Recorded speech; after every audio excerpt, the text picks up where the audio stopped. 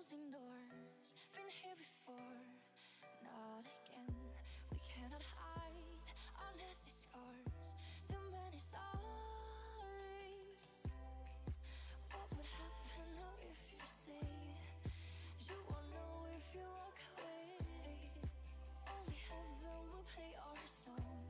Now before you go, can you tell me where the hope has gone? Can you tell me where the love went wrong? Do you remember what it sounds like? We can turn the love back on.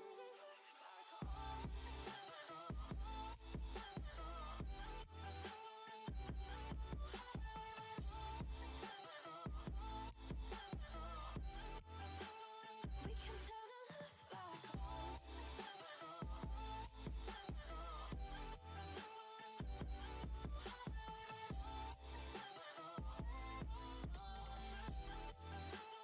We can turn the love back on. Are you sick and tired of crappy sounding headset microphones? Well, worry no more! The Mod Mic 5 offers excellent audio quality and is universally compatible with any set of headphones! Head over to alionaudio.com to find out more! Are you tired of your streams or voice chats sounding like this? Do you want the comfort and quality of high-end headphones without sacrificing microphone quality? Antline's Mod Mic 5 is the perfect solution. Their dual capsule microphone attaches easily and securely to your existing headphones and fits within any setup thanks to the modular cable system. It comes with a cable wrap to protect your wires, an optional inline mute switch, and sounds a little something like this. Check the link in the video description to learn more.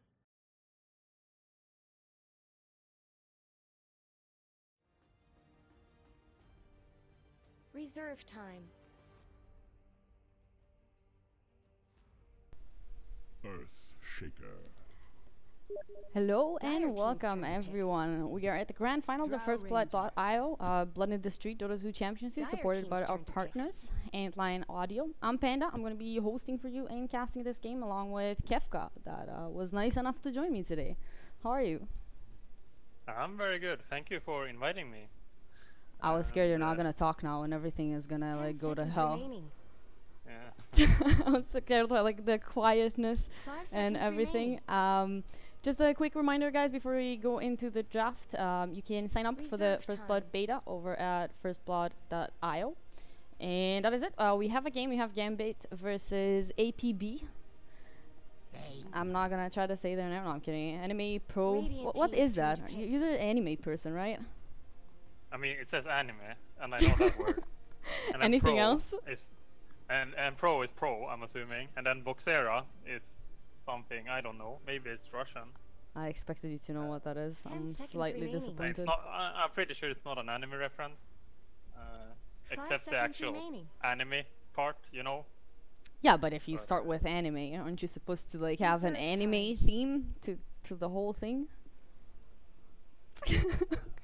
Don't ask me. I I'm don't know. letting you go. I You're don't- the anime person. I believe you. I don't even watch much anime anymore. I read manga, you know. I'm like that level. I don't do this low watch anime stuff. I'm not that kind of person. I'm sorry, I don't know the difference. It's I pretty apologize. insulting. I'm yeah. sorry. It's just not my thing. But It's not gonna be enough. don't flame my very Dire bad team ban. anime knowledge thing. So we do have a draft. It's a first pick draw. I feel like I went back a few months or something. What do you Yeah, think it's about a- this opening? I mean, it's a draw 10 opening seconds that's remaining. a bit early, I guess. So it's like Radiant team ban. I generally don't like it this early, but it doesn't necessarily have to be a problem. Like you don't have to run a draw line. You can run draw lineups in a lot of ways, I think. So I don't think, as long as you're versatile in a draw lineup, which is 10 seconds normally remaining. not very versatile, I think it can be fine. But you kind of need to have some kind of a plan. But I Dire like the team's turn to ban. APB's opening a bit more. I love Lycan, one of my favorite heroes. I'm pretty happy to see it. It's also pretty good in his draw, so because you just run at her, you know, that's what the heroes that run at other heroes are the ones that are good against Drow, like PA, Lycan, 10 stuff like seconds that. remaining. So it's very nice for APB, I think. Radiant team's turn to ban. So for either team, I mean, they both have some sort of a pushing lineup, or at least something that may go to that. With the Drow on one side and the Riot Lycan on team's the turn other. to Do you pick. go like all in on that strat, or do you try to like have a backup plan in case things don't go that well? It's hard to say. I think both lineups could become one of a kind of 10 a all-in seconds remaining. strategy at this point. So it depends a lot. Wind Ranger at your Like, service. Windrunner, I think, is very Radiant nice with team's Drow, turn to but it pick. kind of makes it a bit more like one kind of a lineup. But it depends. Windrunner can be played in, doesn't have to be mid or support. Like it can be either of those, but it can also potentially Offlane? be an offlane. I mean, I've seen it. When did I see 10 it? Like seconds a week ago, I remaining. think. I saw Windrunner offlane. I'm Like, they feeling ran they it are in gonna a- pick a Slardar. I 5 have to seconds put it out remaining. there. Yeah, Slaughter would be very good. I think Reserve time. it just enables Drow and Windrunner very heavily. Because you don't do that much damage, honestly, with even though you have like a lot of physical damage, it's not enough when the opponents get some basic armor. But Slaughter is super good because he removes that armor, so that's a very nice pick. Keeper of the light. And APB are Dire gonna team's go turn for a to more pick. split push game, I'm assuming. You know, they're gonna defend with Coddle and Shaker and have Lycan split pushing as heavily as he can, and like probably along those lines. Because right now they don't have any initiation at all. Almost Earthshaker can initiate, but he shouldn't be a solo initiator with this 10 kind of lineup. seconds left. So they're Decided? probably gonna try and split push a bit more. 5 seconds remaining. Isn't it scary though? Because if you're running a Lycan that is running around, he's trying to split push, blah blah blah, but you have Reserve time. a Bane, so you have a pretty good lockdown for him in case it's needed. Wind Ranger, not that bad either. So a bit of a scary split push. Yeah, they have like lockdown, but they don't have any real initiation yet though. Because both Rhinon and Bane is gonna have trouble like actually catching Lycan. Radiant So you team's can like turn to be pick. scouting with wolves a little bit, and it's also like it's kind of hard to like purely catch him and like consistently catch him. You know, you don't have like Slaughter could become a catch hero. You'll have a Sand King, like all of these low cooldown offlane-ish heroes could be nice 10 to seconds catch him with. remaining. But right now you don't really have any catch. You kind of have like a really weird lineup in 5 my seconds opinion. remaining. You have like Drow and Windrunner who can do right click, and you don't even know like what they're gonna Reserve play where, time. because now it's a Necropulse as well, which is not like damage, it's like sustain, but it's not like good sustain either, this kind of Drow. So it's like super weird right now. They really need something to catch and initiate with though. I feel like the Necro is just a hero that can get a mech or something and come run with the team early. Yeah, Necropulse has like a lot of item builds as well, so I think it's very up to the person who plays it, what he goes. Like some people like go Midas into Aghanim's or whatever, and some people go like Mech and Pipe. It's like so different what people go. You know, some people go like Brown Dire Boots team's Midas and turn then to get a ban. Blink. Like so different what people do. So he's gonna have to like build what's good for his team, and I don't know what that is at this point. We're gonna have to see when it actually gets into the game. And APB went with a Doom. 10 seconds Feels like a remaining. very, I don't They- know they if to played say a bit of Doom. reactionary, 5 seconds but remaining. a bit reactionary. It's kind of Doom is a hero that can build a lot of armor, Reserve so he's super time. nice in that regard. You know, he has low base armor, but he can like build a ton of armor items and also get like armor creeps. You know, he can get the frost ogre, and then like he gets a buckler. He doesn't have to build a mech even. He gets a buckler, and then like he's up to 20 armor without actually spending any real gold. And that could be good. Of course, Necrophos has a decent amount of magic damage, but it's not a lot yet. So I think it could be a potentially good pick. Lycan and Doom together are kind of weird though, because I think they Radiant team ban. don't synergize that well. I think. And I can see the Doom. I don't know. I saw the Doom and it's like, okay, they're gonna Doom the Bane or the Necro or something like that, and then Lycan is gonna be 10 seconds remaining. free to just run around and do whatever he wants to do. Is punching people in the face with a couple 5 of wolves. seconds remaining. So, like, that fits. It does feel like their team fight is Reserve time. eh. Yeah, like I- I said, I think Like they don't have any. I don't want Earthshaker to be a solo initiator in any way, especially when it's gonna be a. I guess they can run Doom as a 4 as well, but like, you don't have any solid initiation yet. And then, like I said, okay, they're gonna split push, but then you don't pick a Doom, you know. So I feel like they Radiant didn't go team's with turn to either pick. option. But they have a pit pick still, so they could like round it out very nicely, and then it makes a lot of sense with the Doom, you know. That's what I'm hoping for them. They did ban out the Quap on Gambit side. 10 So seconds kind of remaining. not really an initiator, but just a hero that kind of jump in, do a lot of damage kind of thing. 5 seconds remaining. So she's gonna be out. The puck is already banned.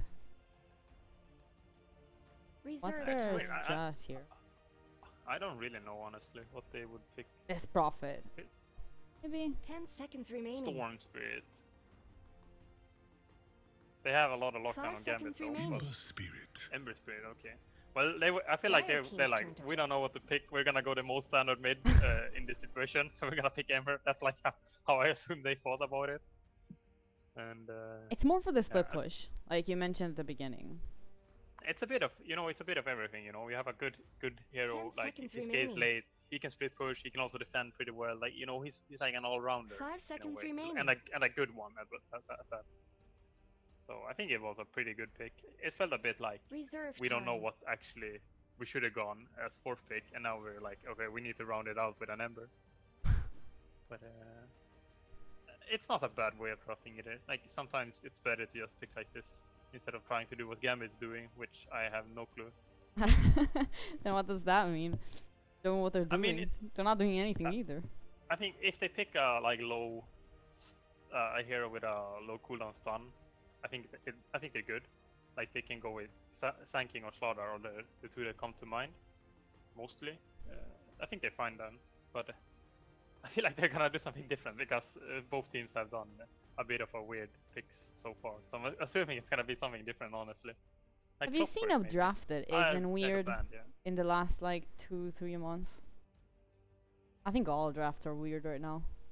Yeah, they are. A lot of what happens in these tournaments at this time is like, these teams are not like, you know, they don't have an end goal, you know, right now.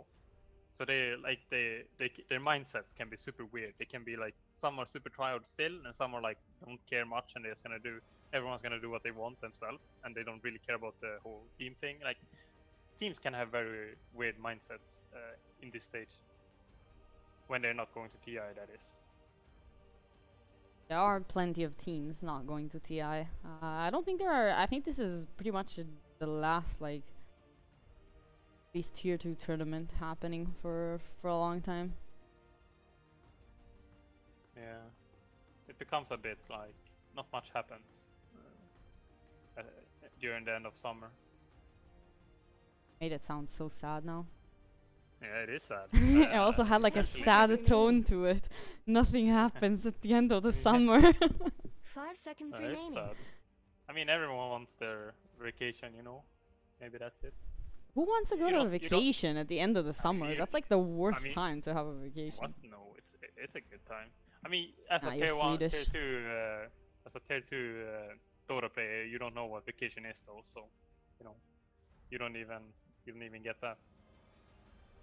Yeah, I guess that's true. That's a hard life. Yeah, it is. That's why it's better to have a job like me now. It's good, man. Hey, I agree. The job is kind of necessary for life. Yeah, I don't have to starve anymore. That's good, man. That's good. That's really good. So I'm gonna go over the names really quick, just because they changed rosters and things changed. So on the APB side, we're gonna have No Fear is gonna be playing the Coddle. Doom's gonna be played by Batman. The Earthshaker is gonna be Shuvash. Never know how to say his name. Sadoy is gonna be on the Lycan, and Ember is gonna be by ILTW. And I'm gonna save it to Trouble Kefka. Yeah, Other thank you. side, yeah, I know you hate it. Always Wanna Fly is gonna be on the Bane. Viper is gonna be Kuman. Wind Ranger is gonna be played by Bignum. Necro is Cheshire Cat, so awfully Necro. And Doxuck is gonna be playing the Drow. So this is like a cheat sheet for me, because when I do this, I actually remember the names throughout the game. I think it's good. I think you should always start a best of something with first game introducing the teams, and then after that, I don't think you necessarily have to do it. 30 seconds to battle. Yeah, I don't like it either when like it gets to later parts of the series. Yeah, it's like, yeah, we heard this already 3 times. You don't have to say it again. But Badman is gonna be an offlane Doom without Stout Shield, so I don't think that's too uncommon, but Badman being a Doom offlaner is a bit, it's not what I was expecting. And also, the Necrophos being the offlaner, while Windrunner is the supportive offlaner, I guess, is what's gonna happen. It's a dual offlane most likely with these two, and I was kinda expecting before the last pick that it was gonna be like a Windrunner as the core offlaner, you know. I honestly prefer a support Windrunner over a position 3. It's kind of the same thing in a lot of times, but I feel like it's safer running it as a 4. And here also they're gonna have the nice Drow aura on all of their heroes actually, so they're gonna have quite an advantage in lane. Rip Seedoy. What? Not gonna get a lot. Seedoy is probably not gonna have a good time down here. I mean, he's used to this. He's a carry in 2017, so he knows how it is to not have anything. I mean, is there anything they can do? I guess with their heroes, not so much. I mean, Shaker, he's sitting in the mid lane doing his thing. It is against the Viper though, so his thing is basically getting poisoned. Yeah. So I think Seedoy is gonna try and get most of what he can get at least, and probably not a lot. And other lanes are very Mid lane, side. they're going on Kuman. They actually managed to do some damage to him. He doesn't have a salve, so I'm gonna buy But he them some doesn't get nice time for affected. Ember. He's not gonna lose a lot though with Viper. He has good. The wave is very nice for him. And the other lane, it seems to not gonna be. I don't think it's gonna be a lot of action honestly. I feel like mid, it's gonna be. The Earthshake is gonna help out to make it even, but I don't think anyone's gonna really die. Badman, I don't know though, cause I don't think he's like a. Yes, I don't think he's like a pure offlaner. You know, he played carry before, and he doesn't have much experience, so he could be the one going down if anyone. I think. Offlane is a very delicate balance in getting something and not feeding. It's become a weird lane the last like 5 years. It's switched role a lot. Oh, Bignum. Goodbye. Oh, can he deny? He has the salve. He's not taking the damage. He's running away. Looks like he is gonna be okay now. That was well played. Almighty money. Thought he was gonna go for the suicide, but he's like. They're actually going on him again now. He had the win run. Shuvash is not gonna find that fissure. Come on, Bignum is just playing with them. Yeah. I'll return the I was favor. scared though. I think Shaker. Yes. I'm not sure if he had mana. Did he hesitate? I feel like he hesitated. I think he could have blocked the winner off, honestly. But maybe didn't really like. He maybe I could block Necrophos off and then like kill him instead, and then like never mind, I can't, and then like nothing happens. Sounds like me. It's from 0k to 10k. That happens. I mean, I won't argue with that one. Yeah. So last hit wise, I mean, it's not a surprise. Gambit, they have pretty good Viper? advantage. Oh, that was a good Viper. block. He Kumak is is good. blocked. He's taking some damage. The TP in is gonna come now. It feels like it might be a little bit too late. Very far. Kuman, They he's can still trade. alive. Can they get LTW? Bignum, he's going for it. LTW, he's reaching up. Oh, he has He has one another in 1 tango second. to eat. Bignum. No, he dodged it! But he's gonna die anyway. It's quenched. You weren't so damn dead, I'd shoot I think you again. Bignum is very dead though. The wind dies. Did he buy? It matters a lot. Like those kills, it matters the most who's like the most efficient with gold. You know, like if I didn't catch it, I should check it. Though. But like if Ember is efficient with the gold, he doesn't really lose much. But if he's not, it's kind of an even trade. Stuff like that is what matters in those early fights.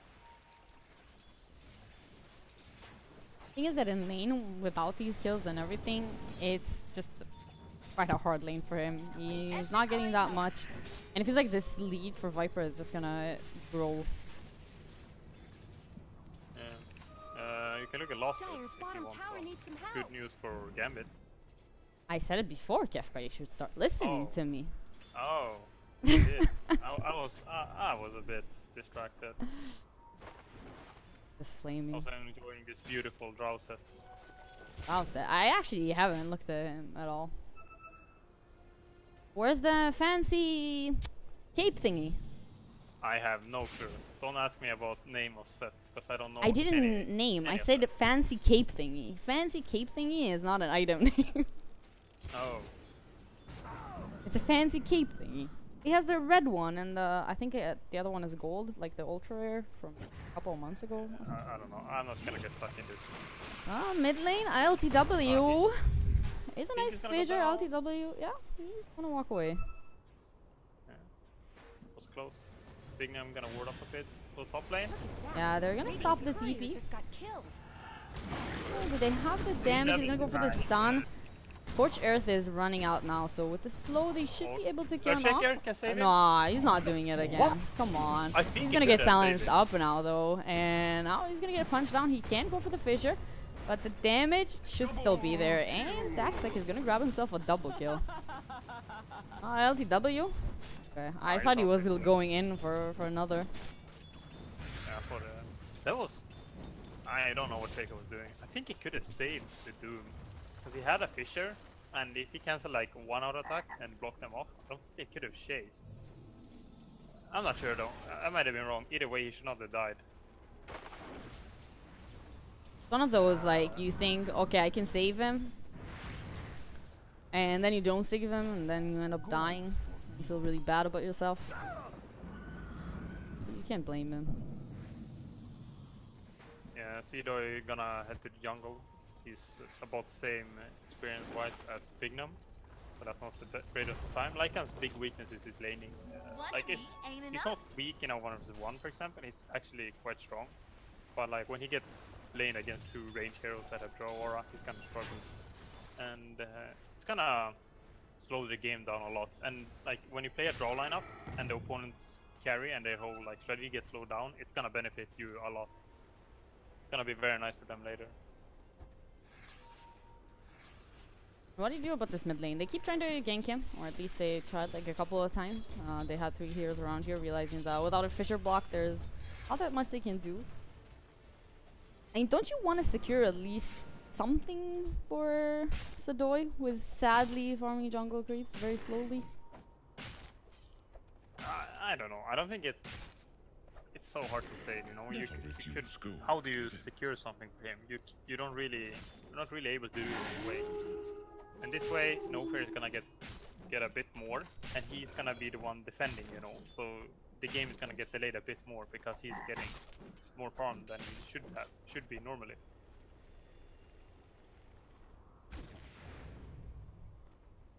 And he and Earthshaker are the ones that are gonna kind of, you know, defend the base.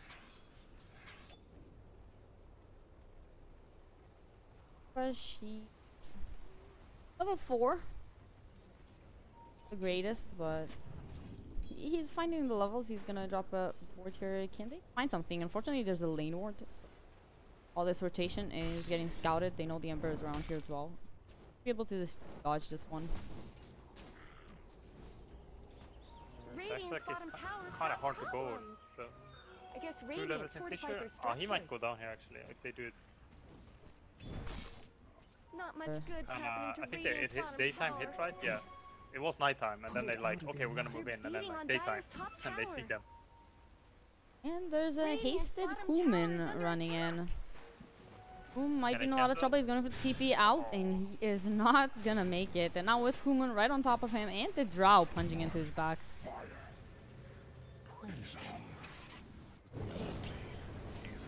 Bottom lane, ILTW, they're going in on Cheshire Cat. The Fissure is gonna be there. Great block actually by Shuvash, but oh, those shackles. Radiant's And the bottom tower gets killed by is Chris no meanwhile, so they more. don't get to deny. Classic Cheshire Cat bait, you know, like they will go on me now and they can't deny, but I will survive. Radiant's Totally top tower intentional. deserves just as much help as bottom. Yeah, definitely calculated. And while this is happening, Radiant Kumin have is going on the main fortified their tower. structures. If is gonna come out now Radiant's too. top Top lane is tower getting pushed in has as well by the Drow. Just appear. This is kind of a hard point for APV. Radiant's middle Yeah, tower since they shouldn't have to defended the take bottom this tower abuse. with like 2/3, kind of third coming later, like top tower is taking a lot of damage because they rotated so many. And gonna have a kind of a lost it war on top lane. Radiant's The top Drow tower has gets it. fallen. Very nice. Mid tower is almost dead as well, so this might snowball very fast soon after this mid tower goes down as well.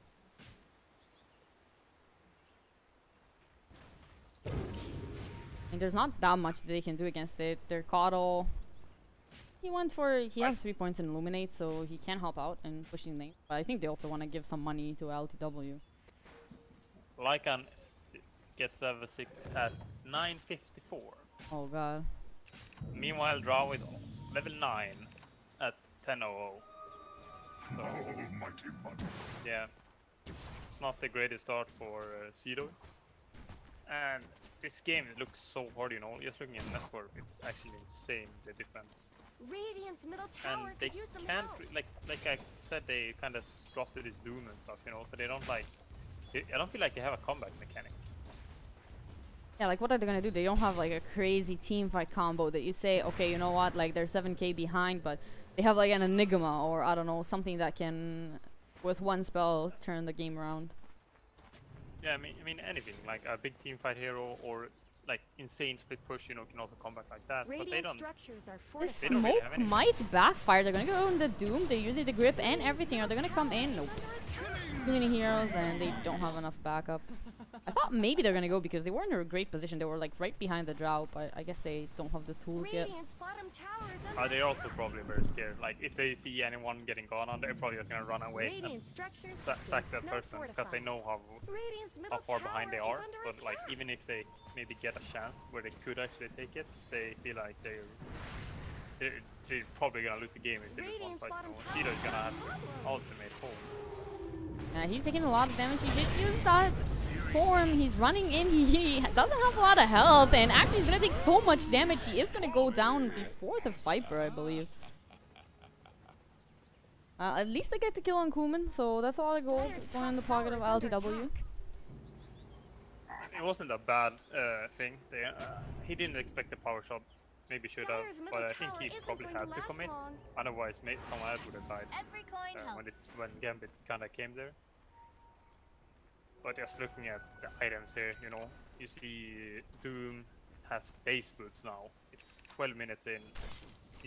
How can he have impact in this game? He can't even in and tank or something. Like he will die in a few seconds. So it's a super hard game for them. Ember is kind of having the right idea here, you know. This is a good play. Kind of maximizing farm as well as kind of limiting so that they can't push top lane. This is like how you should be doing now. It's very, very well played. However, he's the only one who can do it because they picked this kind of a Doom hero who I don't really get why. Might be, you know, I said Batman. It's kind of like it's random that he's in the team and playing offlane. Also, he might not be comfortable on many heroes. Yeah, it could be actually the issue. Even though are there many people that one of their most comfortable heroes are Doom?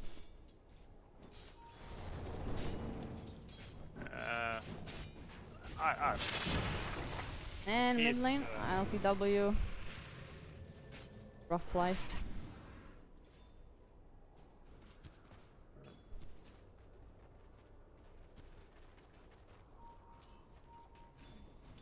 I was told that I need to turn you up. I was just about to boost my mic, but maybe you will turn No, me no, up. I'll do it. I'll Okay. live through double voice you. Yeah, sounds good. Okay, I think it should be good now. Maybe I'll. So Gambit are kind of limiting the map, and like they're not limiting it heavily, but they're maximizing their own farm. So they limit ABP to like a certain area that's somewhat large. Like it's not like completely shut down, but the space that they have, Gambit, they're maximizing by having everyone be farming somewhere. So they're giving APB a little bit, but they're trying to get even more in return. While some teams would limit APB a lot here, but maybe not farm as efficiently. So the question is when they're gonna try for a Roach though. That's like their big timer, and I think it should be very soon. The faster they kill it, the faster they get the second Roach, which is even bigger maybe. Looks like that time is now. Maybe they're gonna try to find a pick off. Yeah, Like- kind of see interesting cedar itemization as well to like end this game. Oh, God, yeah. Sadoy! That's not a good place to be. Oh. He was just chilling there, you know, hitting his creeps. Yeah. This Necrophos is queuing up for Radiance. I was just about to say it. I was looking at him, I was like, Radiance. What do you think about that? I mean, I think it doesn't matter what he goes. I think Radiance is one of those items that's like actually is really good in a situation like this, even though it seems super weird, you know. LTW might be in some trouble here. They're actually not going to him. They're going to finish off Chuvash, and LTW is going to be able to at least go back and maybe defend his base. Yeah, and just looking at items, how they finish. The Bignon went Helm of Dominator, which is not very common. It's here and there, you know, but it's not like every game you see Helm of Dominator anymore. So they, and also the Radiance is a weird item though in that regard. But the Blade Mail and Viper is also one of those items that like makes you stronger now. Very efficient itemization. Or mid lane, can he solo kill this? Should not, right? No way. Unless he. He's fine. Radiant's top tower is just as much help. Radiant's top tower. Yeah, the Blade Mail and the Manta, those are like items that are pretty efficient and hopefully will win you the game now. Or within like a few minutes. When am I gonna get out? This Good is a little space. bit of space. Yeah, same as what the Ember did before, you know, kinda similar, you know, but a bit riskier and high reward, where he kinda skips, quick skips. Oh, is this their time to go? Because now the Gambit are super split up right now, but they don't have initiation, like I said, so they don't And they have also any don't room at have all. really good vision. Like, they have a couple of wards out on the map, but they don't quite see the movements from Gambit, so they have no idea where they are. They could be right behind them. Middle tower shouldn't have to take this abuse. Yeah, Where did Radiant's middle it's so tower hard, you go? know, like neither team has any initiation, but that benefits Gambit heavily here. Oh god, they're farming Ember and Lycan like farming the same space, which is like super desperate.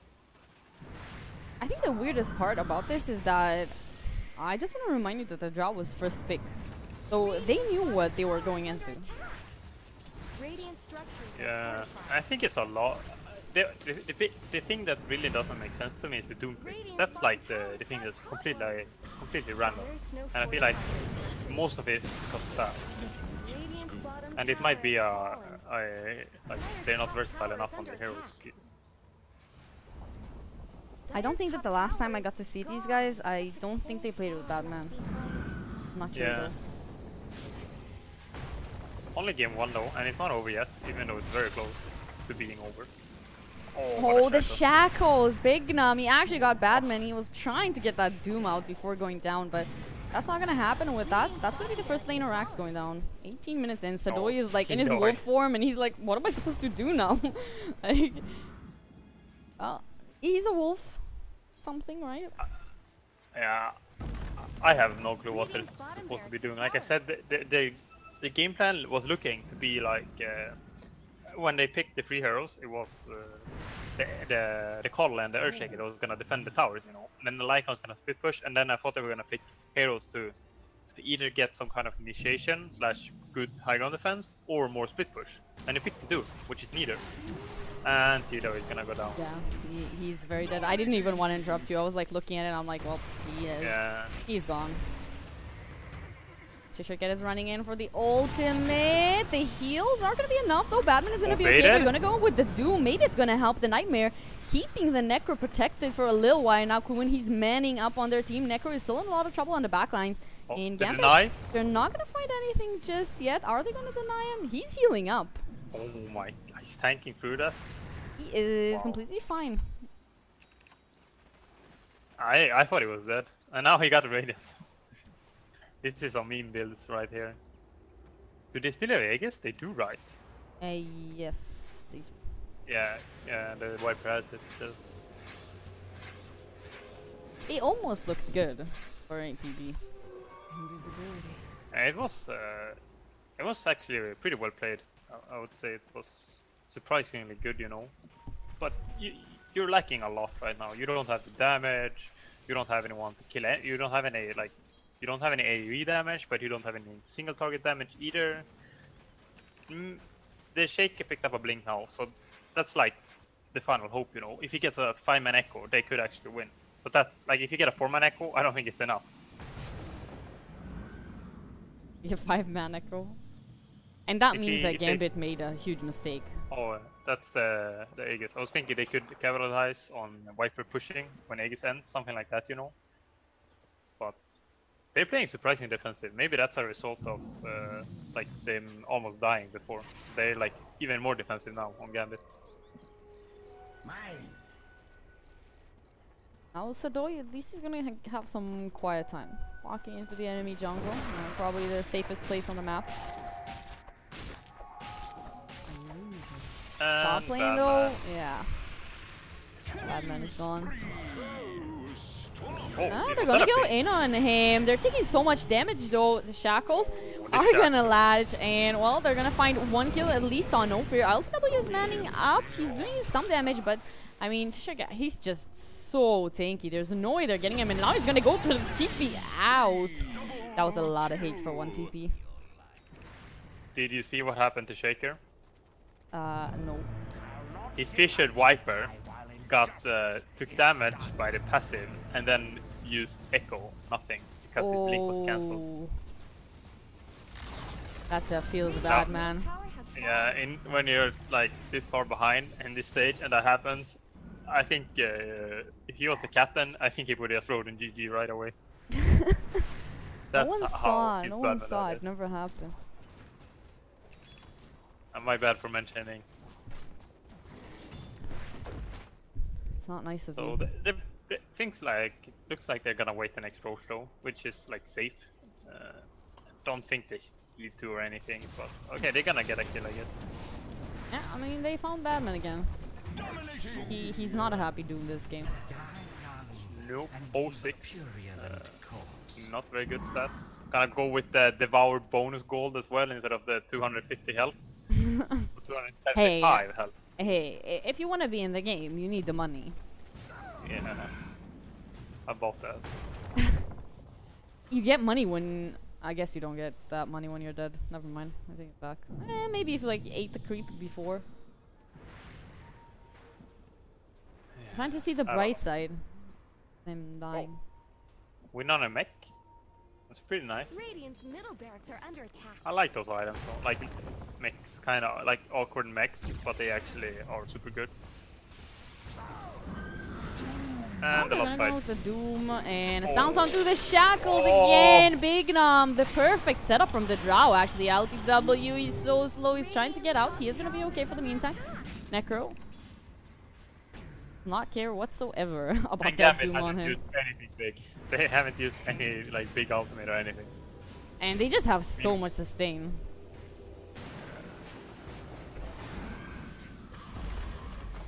Radiant's middle barracks have fallen. I don't see this happening. It's the Shaker is the only way. Echo in 5. Is it happening? They don't have the Doom up. They're gonna go on the Necro once again. He is gonna find a kill. He's gonna regen a lot now thanks to that. And now again the Shackles and the Gust Oh, the and a rage quit. pause and a GG. Okay then. That was rough. That was an outdraw though. That was a total.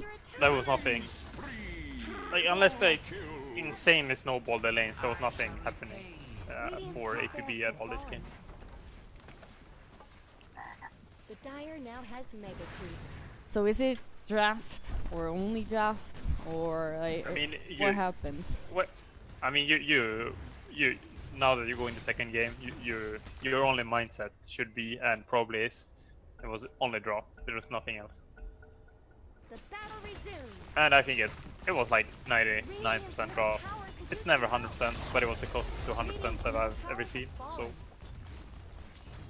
do you first ban Drow the next game if you're them? No, I don't No? think so. I mean, no, I don't think you do that.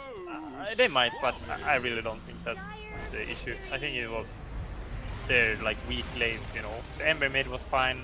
the Lycan safe lane was not very strong, but the Doom offlane made it even worse. So like you can't capitalize on any of the other lanes because your side lanes are kind of getting destroyed no matter what. But if you could sack your safe lane and make your offlaner stronger, but that's a Doom and he's not gonna be strong at all in that lane. So I think that's the main issue. Yeah, they had a couple of things that I mean, you talked about the Doom from the start. Definitely didn't quite work out for them at the end there. But I mean, other than that, do you have any? Oh wait. I completely lost it. I'm giving you the honors of picking the Antlion Audio player of the game. Oh, give me a second. I think it has to be Bignum, because he landed like every shackle. I feel like. I'm gonna say it was Bignum, and an honorary second for Always Wanna Fly for the draft. If you don't know which one to pick, you pick the drafter. But Bignum was good enough. Okay, so you're saying it's Bignum. It's Bignum. Okay. He also had the best item build, so that's it.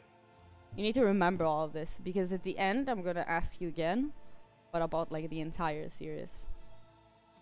No problem. Okay, so that is it for game number 1. Gambit is gonna be up by 1-0. It is a best of 5, so we have some time, and APB, they definitely have some time to come back if that's what's gonna happen. So thank you everyone for tuning in. We're gonna be back with game number 2 very short. Are you sick and tired of crappy sounding headset microphones? Well, worry no more! The Mod Mic 5 offers excellent audio quality and it's universally compatible with any set of headphones! Head over to AlionAudio.com to find out more!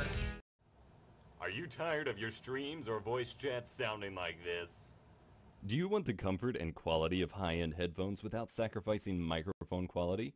Antlion's Mod Mic 5 is the perfect solution. Their dual capsule microphone attaches easily and securely to your existing headphones and fits within any setup thanks to the modular cable system. It comes with a cable wrap to protect your wires, an optional inline mute switch, and sounds a little something like this.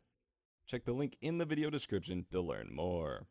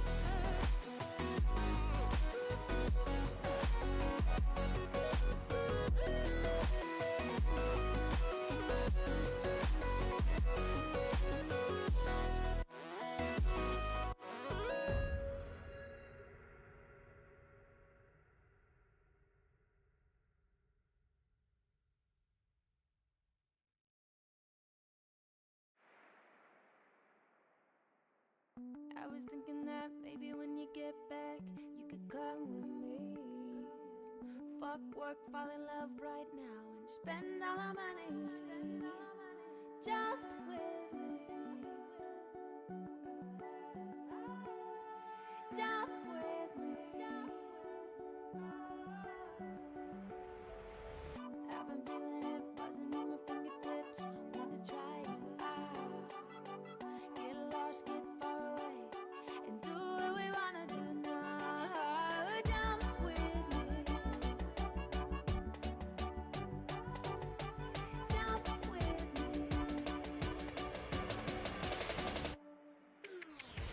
with me.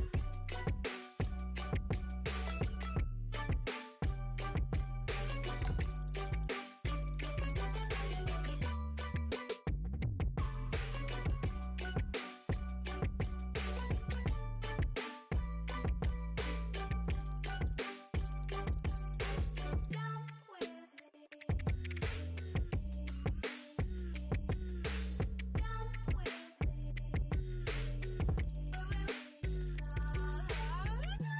me.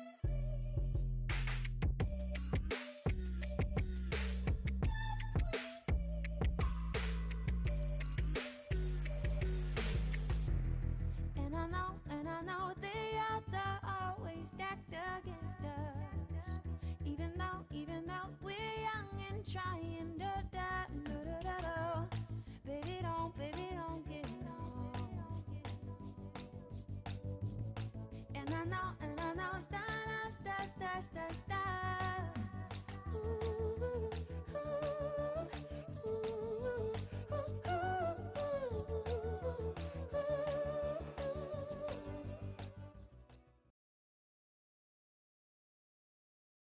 Are you sick and tired of crappy sounding headset microphones? Well, worry no more! The Mod Mic 5 offers excellent audio quality and it's universally compatible with any set of headphones! Head over to alionaudio.com to find out more! Are you tired of your streams or voice chats sounding like this? Do you want the comfort and quality of high-end headphones without sacrificing microphone quality? Antline's Mod Mic 5 is the perfect solution. Their dual capsule microphone attaches easily and securely to your existing headphones and fits within any setup thanks to the modular cable system. It comes with a cable wrap to protect your wires, an optional inline mute switch, and sounds a little something like this. Check the link in the video description to learn more. Turn to pick.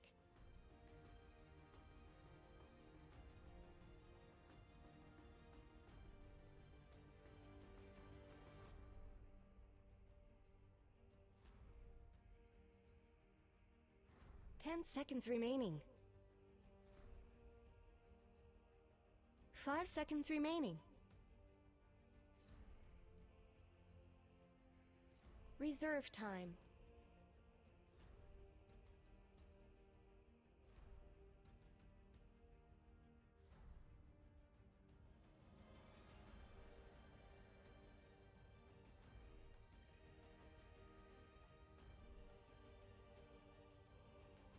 Yes, I am here. Dire team's turn to pick.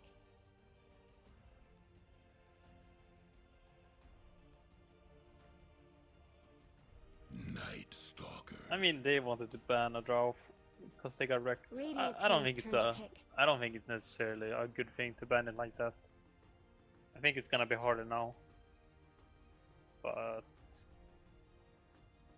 yeah, I think this is like a better opening for Gambit than Lost. 10 seconds remaining. But like you probably won't get outdrafted as heavily 5 still seconds though, because remaining.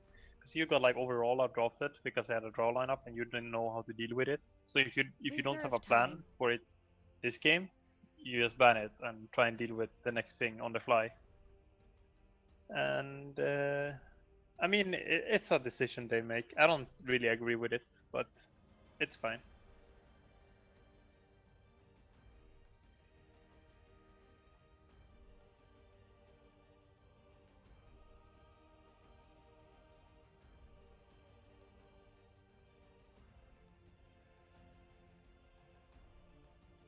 You definitely need some form of lockdown. I think that's the main thing. That's good against both. They had Shaker support last game, right? Yeah, Shuvash played it. So I think like a hero like Doom again is not good at all. I really hope they avoid that. Winter Wyvern. This is a decent pick. Dire team's turn to You ban. can pick like Beastmaster, is nice. Maybe Void, a bit Their Hawks weird. get wrecked though. Get a Beastmaster against Stalker. Not really. 10 seconds remaining. It's a bit weak in certain ways, but it's also very 5 nice seconds because you can like remaining. half scout paths like that you ward like when you place a ward Using up and your it only reserve sees time. one of the paths where it normally would see two. You put the hawk there to like make up for it. I think it's decent, even though you see like very little. I think it's pretty good. I think it's generally against Night Stalker you want vision heroes, you know. For example, Venno was a classic back in the days. So like heroes like that kind of like give vision. You can pick like a Clockwork and just rocket or something. And Beastmaster is the same way, even though he's someone's give very little Radiant team's vision. turn to ban. They just give enough so that you feel like you can maybe take another wave or something like that. Well, I can go with that. So Gambit, they're taking out the Sven, and 10 I'm seconds looking remaining. at. Okay, it's gonna be a Chaos Knight. Radiant This team is on ban. targeted bans for sure. That's like his favorite heroes, is it? I think these teams probably actually value CK quite high compared to 10 others. seconds remaining. And then the Sven is probably semi-targeted team's slash turn to maybe pick. they are thinking of a hero themselves. Maybe they're thinking of going very heavy physical damage, you know, and that's why they ban Sven. Okay, so far they do have the Lycan, which basically provides only physical damage. Night Stalker 10 seconds not remaining. so much damage in general. 5 Yeah, seconds Night Stalker is a remaining. bit weird, but he's like, I think he's kind of good against Sven though, Reserve honestly. time. Generally speaking, he's very good. Gives the good vision. Sven has trouble like really bursting a Night Stalker. Needs to get BKB early, otherwise he misses most of its attacks. Night Stalker's level 10 talent is great with extra range. You can always land your silence, and Dire that team's gives turn to pick. miss chance for those who didn't know. It gives 50% miss chance, so it's super good against heroes like Sven. That's true actually. That's something that I know, but I always forget about, like during drafts and things. That actually 10 seconds remaining. make a lot of difference, at least early game. People forget like costers 5 at least seconds forget about remaining. it quite a lot. You see like a Night Stalker with like 100 HP, man fighting someone with 300 HP, and then like he Reserve puts the time. silence on, and the caster could be like, oh, that guy's gonna get the kill for free, and then you see him just missing attacks, but the caster doesn't realize what's happening, you know, and then the Night Stalker wins the duel. And they're like, oh, what happened? What a broken hero! Like, yeah, because he has missions. Can you not flame casters on my watch, please? I can, I live Radiant to team's flame turn to casters. pick. That's my main reason. How can you want to be a To get caster up- if you live to to, get up flame in the morning. casters? I mean, it's 2017. The person you flame the most is yourself. That's how it is nowadays. 10 I think seconds that's when remaining. you were 16. I don't think that works I'm when you're an still- 10 adult. seconds remaining. I'm still in that phase. So Reserve back to Doom our pick game. again though. Yeah, Doom pick again, a Bane pick. So their lineup is very single target heavy. Like, yeah, they can go It's- with Doom on one hero, Grip on another, but it's still very single target. You know, it's surprisingly similar to the draw lineup. I think like even like it's mass melee, but you're still like you have this like aura slash like you buff up each other, and you're like, I'm assuming Doom is just gonna get AOE. Like he could get the Vlads and maybe a drums and like you know these items and get a good creep, and like you kind of buff yourselves up. You could honestly have Night Stalker go the Vlads if you want, Dire and Doom team goes ban. like mech. You know that can work. So it might be a very similar game to last game.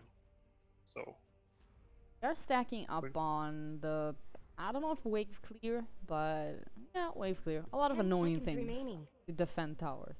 wards, they have the wyvern, they have 5 Shaker seconds can remaining. do some things from a safe distance. So they're trying to Reserve stack up time. for that mid-early game. Yeah. APB needs some physical damage now, though. It's not good to have only one source. Generally speaking, at least, especially when you don't have a push lineup. You know, you have like team fight only. You don't have any split push or push at all right now, and you kind of need to fulfill that to an extent. So that should be the last pick.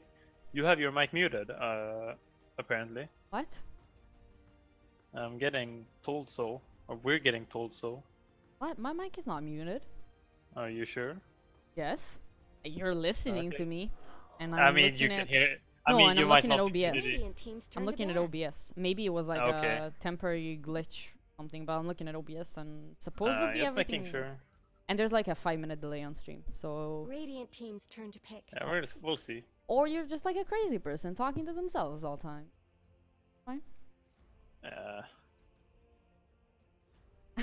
That's probably true as well. That's true for all. We're all crazy. 10 seconds remaining. We talked about physical damage. They are gonna take out the Death Prophet. 5 seconds Some remaining. physical damage. Viper is gonna be out as well. I think like Reserve time. they have decent lockdown, but only one stun. But Sven is like a classic hero that has stun and physical damage, but he's banned. It's like CK the same, you know.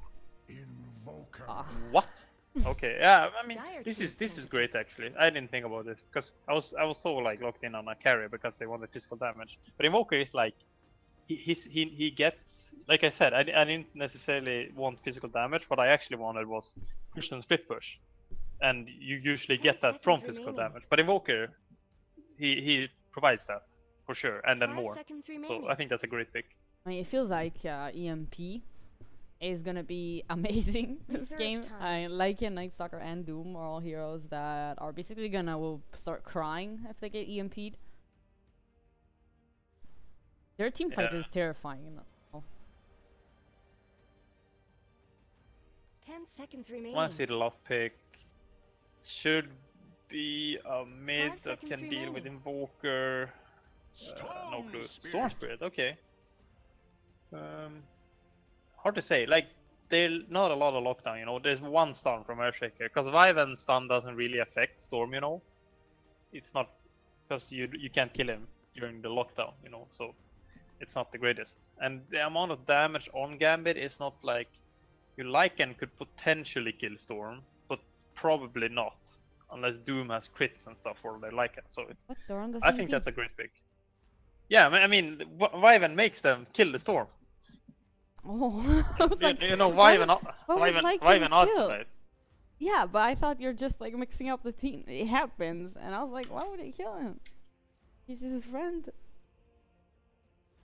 Yeah, but that I feel like that's the 10 so seconds remaining. Shaker has a lot of lockdown for one hero. He is like the hero with the most lockdown 5 seconds in remaining. Dota.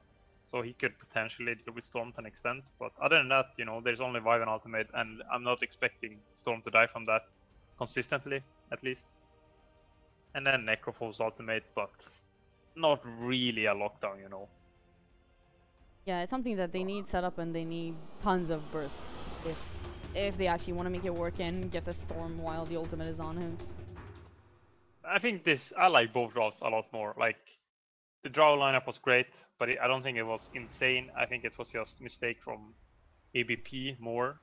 So I think both draws are better this time, even though it was a total Storm Prepare Plus for game. battle. A lot of TP is out. Hello. Night Stalker has bad vision, so he might not see unless he goes very close. Daxik has a thing for the frog. I have to say, he used it like 20 times the last game. Yeah. I think he's listening. Probably gonna see a lot of that. Oh, Necrophos has Boots of Speed, 4 Iron Branches, and a shared Tango. That's you know, a... Offlane is the role with the most versatile item builds at the start, I think. But this is something I've not seen before. I don't know. I'm trying to like find some sort of reasoning for that, and Yeah, I'm I failing. don't know. The scary thing is that also Bane is like one of the best supports in lane to trade with offlane. Maybe Necro Yeah. is not that bad either, but like that's kind of rough. One thing. I don't know. I don't know what this is. I honestly, I mean, I don't know. It's so weird. Like, I don't get it at all. This is where the flame comes. I mean, I'm not flaming. I'm just saying I don't understand it. That means either I'm stupid or he's stupid, and it doesn't. I'm not necessarily saying that he's stupid. Take me too seriously, Kefka, please. You should know it by now. And don't take me seriously. That's a valid point. But it's amazing. I really hate it when people mute it. I know probably I'm gonna get flamed like for not muting it or something, but I think it's amazing. I hope it's gonna stay after TI. I don't know. This ain't no I mean, you can mute it, so I think it's maybe sometimes it becomes too much, you know. Sometimes it's very funny. So, you know, it's both. It's always both in Dota. It's very relative. Even the emotes. talk to me about the mid matchup. So it's gonna be the known dual lane mid. I don't think we're gonna see anything different anytime soon. What is this? I think it's gonna benefit. I think it's gonna benefit Storm. Night Stalker is not gonna be happy about this happening for now, but Storm, I think, has an easier time being on the level compared to Invoker. So like Invoker is gonna have a harder time than a Storm, but the Wyvern might have a better time than a Night Stalker, but that overall favors Gambit and the Storm. I mean, if you look at the mid game, or we're the point where Invoker becomes a hero. You know, he gets a couple of items, he has his Aghanims and stuff, and it feels like that at that point, Storm might be really huge. I mean, both mid laners like Invoker and Storm are great late game, and like I think with they are like equally strong when they have same network. You know, that's how I view them. The top lane might actually be pretty good for Batman and the Shaker here. He didn't even use his regen. Yeah, it's kind of similar to the last game, you know, but the opposite. You know, it's kind of funny how it became. Like They were like, okay, guys, Necro was really annoying against me as even though they had Drow Aura, they had a Wind Ranger there too. Like they had a lot of other benefits. Probably not gonna be as dominant as the last game, but gonna probably be pretty good. Always Wanna Fly is doing something pretty unique with the Enfeeble spam, but he's out of mana now, so this is not gonna work anymore. So I'm assuming Necro's gonna catch up and go beyond even the Lycan's network, or like Lost Aids rather. But we'll see. Lycan has a good base right now. Invisibility. Oh, Bottom pressure lane, again. yeah, Ah. not enough. Oh, Kuman. He's Has taking to a lot all of in. damage. The fissure is still there. The stun not gonna connect. Kuman is gonna try to do something, but he should go down here, and that's gonna be first blood going the way of No Fear. First blood comes with the first breath of Yeah, winter. this. Oh, is they fairing out? Yeah, he's getting us out. If the courier was like halfway out for Invoker, this might not even have been that good because he's gonna be low for a long time, but he has the saddle on the way, so it's gonna be good. Unless Big Num. Courier snipe. Oh, no way. He has the boots. He's Can going they dive for in? it. They can dive in. Oh, they might kill him actually. The Sunstrick is gonna come in. He is gonna tank on our Big Num, but they're still gonna find that kill. Big Num trying to get out. The Fisher's gonna be there though. So a kill for a kill, but they got the Invoker. That was good for Gambit. It was good salvaging by the Invoker though, you know. He was dead for sure, but managed to trade by landing the Sunstrike and the Cold Snap stuff. So it wasn't bad at all. He's gonna go the double null as well, which I think is very interesting when Invokers does this, because he's like a hero that generally I feel like you want to do it, but you can't, because you're gonna like struggle in item slots and stuff later on. But he decided to do it. And why Oh, is so it it's just because of the like more lane advantage? Yeah, it's like almost entirely because of getting advantage in lane. Yeah. it's also like nice stats, you know, like I think was it Farah who did? I don't remember if he was the one who did, but you can go like double null into shreds, and you have like 500 more HP than other invokers would have, you know, if they went Midas Rush, and then like it's kind of like a surprise factor where you're like, wow, he's like tankier than most melee cores, strength cores at this point, because he went double null and like shreds. Generation. I don't know, it sounds like a non-greedy invoker player, which doesn't make sense in my eyes. I think there's been a few things that doesn't make sense in this game already, so... It's true to every CIS game ever played in the history of Dota. They can be a bit weird. I I like weird Dota though. Yeah, it's a lot of action, it's different, you know. Oh, the Fissure, unfortunately, not gonna that's block fun. Lumen. A bit unfortunate, he's not 6 yet, but probably gonna get it before the next attempt, and then it's a lot harder to kill him. Probably should just head into jungle now and finish his 6. This is actually really smart if it does. I would have died here I would have died about now if I was this Stormfield player, but he's smart. I mean, that's a difference, you know, these small plays that normal people won't do, or not even normal people, like good players, they're gonna stay that like extra 5 seconds in the lane.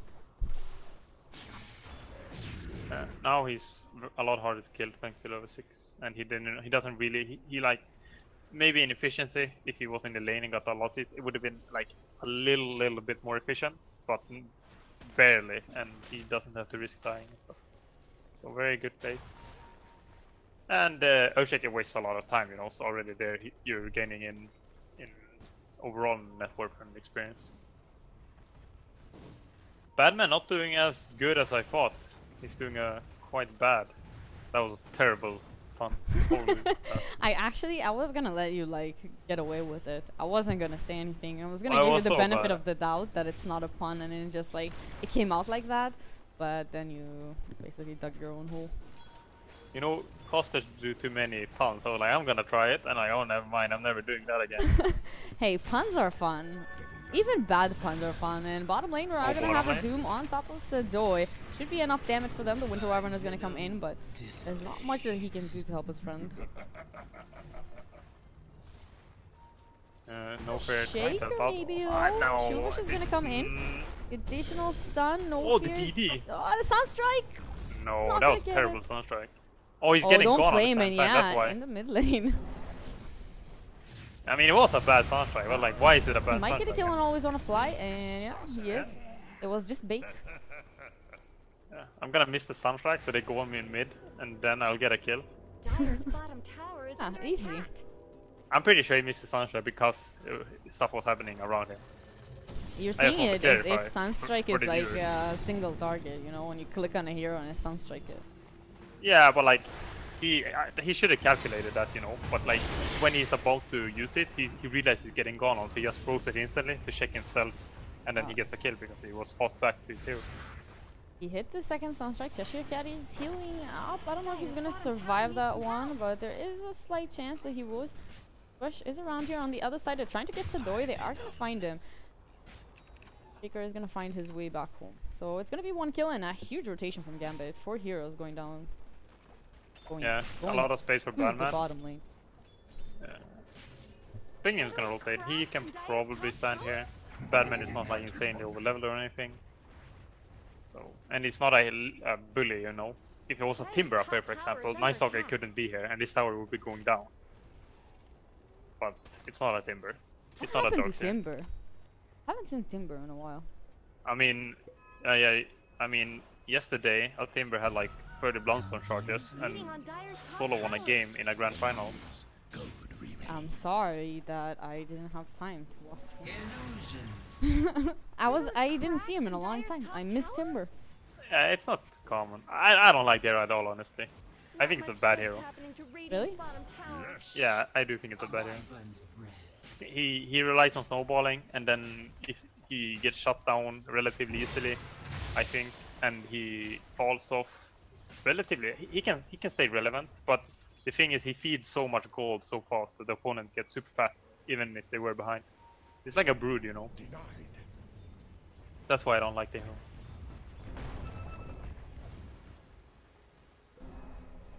I think these heroes are fun. Like, yeah, you can feed a lot of gold, but you know, you're doing your thing. And bottom lane, they're gonna go on the Lycan. He doesn't have that ultimate. He's getting uber slow. The Sunstrike is gonna come in. It's not in the right place, and Axak is just gonna TP out.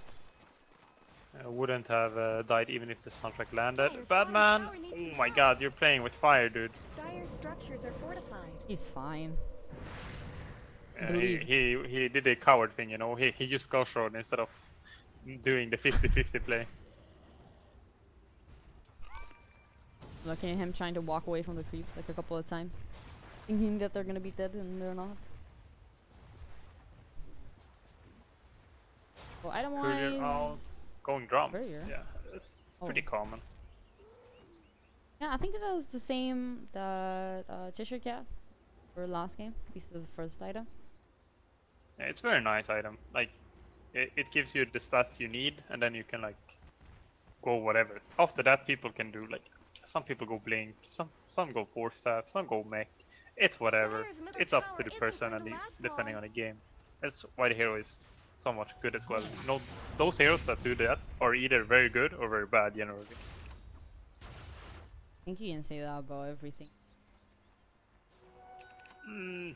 Yeah, a lot of heroes are like that. But like Doom and Necro are like one of the two most extreme cases.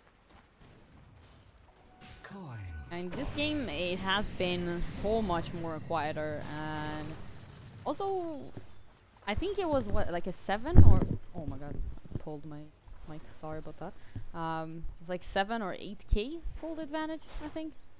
Oh, talking about gold advantages, mid lane are gonna jump on LTW. Dust, it is there, and the Invoker, he's still alive. No Fear is saving him, but not quite enough. And now they're looking for another kill, maybe. The Storm jumping very far forward.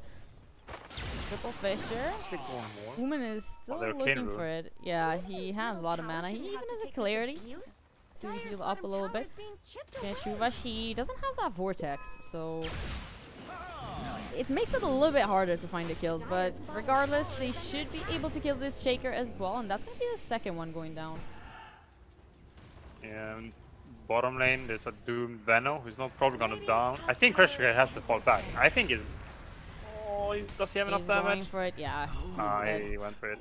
He had better calculation than I did. If he didn't get a kill before the Doom ended, I think the Veno would probably have turned and killed Doom. Bigno was on the way though, so it wouldn't have worked, but if that wasn't the case, the Doom played it very risky. But he got it, so that's Russian Dota. And it was worth it while getting a solo kill. Safe laner. His net worth is actually, like, I'm looking at all the scores right now, and other than Invoker, both the offlaner and the safe laners are having a great time. Yeah, so he's just gonna get jumped on. Human is gonna find himself a 3D. Very skilled. Gonna be, those kills are the ones that really makes the game a lot harder and easier, you know, respectively. It's quite rough. Earthshaker really wanted the 6 and get his way towards Tranquil Soul Ring so he could farm better. And then, but now he gave Storm quite a lot. He even found a regen. It's gonna hit that Bloodstone maybe a minute earlier. They're gonna go on LTW again. The grip is gonna be there. Wyvern is gonna TP in and cancel immediately. Realizing that there's nothing you can do. Yeah. Oh, they're gonna wrap now. Gambit are gonna defend this tower. Thankfully, there's Venom wards. And they're coming in to contest it. Night Stalker is gonna find all of them. He's gonna get the silence onto the Necro. Can they do something here? They need to get out maybe. The Storm is here as well. The spell's already been used. They're gonna get the kill. Oh, Batman, he's actually still alive. He's gonna get the ultimate. Nightmare almost saving him. But doesn't matter. Ended up being pretty much a 5-man wipe. Yeah, that was some sick baits by Bignam. Unintentional baits are the best baits. You can quote me on that. I will. I promise you. I'm gonna write your name on it. Like, I'm gonna quote you and I'm gonna say Kefka Dota. Best quote ever. Yeah. I even had like a hand gesture now and everything. I just want to... Oh, okay. Yeah. Unfortunately, I did not see. I don't have that good eyesight. they're gonna commit for this tower. Dude, can they TP out? Daxak is No, gonna but get he's it. not six. Oh, he's not 6. Oh, so feels bad, man. The frog. I really like this frog because it feels like it fits everything. Something bad happened, frog. You know, something good happened, also frog. Yeah. Good memes. What level do you need to be to get that? I have no clue. Don't ask me those kind of questions. Oh, Shuvash. Not like this, Shuvash. Oh, did you see it? That was a bro support right there. Always wanna fight. Like, I could kill steal this, but I'm not. That's a bad support. I mean, Bignam is the good support then. He's gonna kill steal everything. I'm gonna promise you Oh, that. Daxak, I heard a Doom. That's gonna be on the other side. That's gonna be on the Necro. He has a lot of friends around here. Daxak is gonna run into. They have enough to do something about this He Doom. It doesn't doesn't have look like anything. it. And yeah, Daxak is gonna get slowed up. This time he cannot TP out, even though there's no way of stopping him. He's gonna try and turn onto Badman, but Badman gonna get the ultimate. The help of the Sunstrike. Your flesh. I think he thought he had a TP out or something. And Doom might go down. Oh, don't use stun too early. Ah, he's gonna be able to keep him locked down, I think. Oh, he's just gonna drown Running out. away. No fear. Gonna ult him. Stun is gonna be there. Cheshire Cat is trying to do, well, some damage. Still trying to maybe. Oh, that was a lot of hate. Shuvash is done. Yeah, I mean, I don't dislike those, but that was a bit funny. Oh my god, there's so Mid many lane. steps. Yeah, Kuman is just gonna find himself another. Oh, did you see that auto attack cancel to get the kill? What? And he like canceled his auto attack like 3 times so he could secure the lost hits. 4 players, yuck. But he has his Bloodstone now, so Yeah, I mean it's good. I think it's an underrated talent, so to say, to be able to kill steal. Sometimes you actually, the difference between a win or lose is you being able to take the kills that you need to get your timings. Compared to heroes like Bane, who doesn't really, they don't have any item timing. They do the same thing. Okay, it could be nice to have a Glimmer Cape to get in and later, but like, it's not gonna be as big as a Bloodstone. yeah, definitely. I mean, I agree now. He is like super rich. 8.4 net worth, 16 minutes. Walker is like 1500 behind. And that's a Midas They're and gonna Walker. push, and they're gonna. They don't seem to be sure what they're doing. ABP. And They want are to you jump by dying? LTW. They're going on him under the tier 2 tower. The dust a little bit late. I Kuman am. realizing that this is maybe too dangerous for them. And he is gonna ditch Bignum over here and run away to safety. You know what you say right there? Become feast for the If you look at the minimap and then you say space. That is a lot of space. I mean, they were trying to maybe get Kuman some early Bloodstone charges, but If he he got was smart to caught just in get the, out. It was a dive. It if was he a got nice caught in attempt. the, it's so hard to kill him. He needed to be in the Wyvern ultimate, and then they need to keep both locked down. But he escaped quickly, so that's some good calls by Gambit. I'm not sure if he did it alone or like if Vigna said just sack me. But overall, that was good for Gambit, even though APB got a kill, What are the rest of the heroes doing? So Daxak, he has an armlet and a Mask of Madness. For BKB next. Yeah, very standard.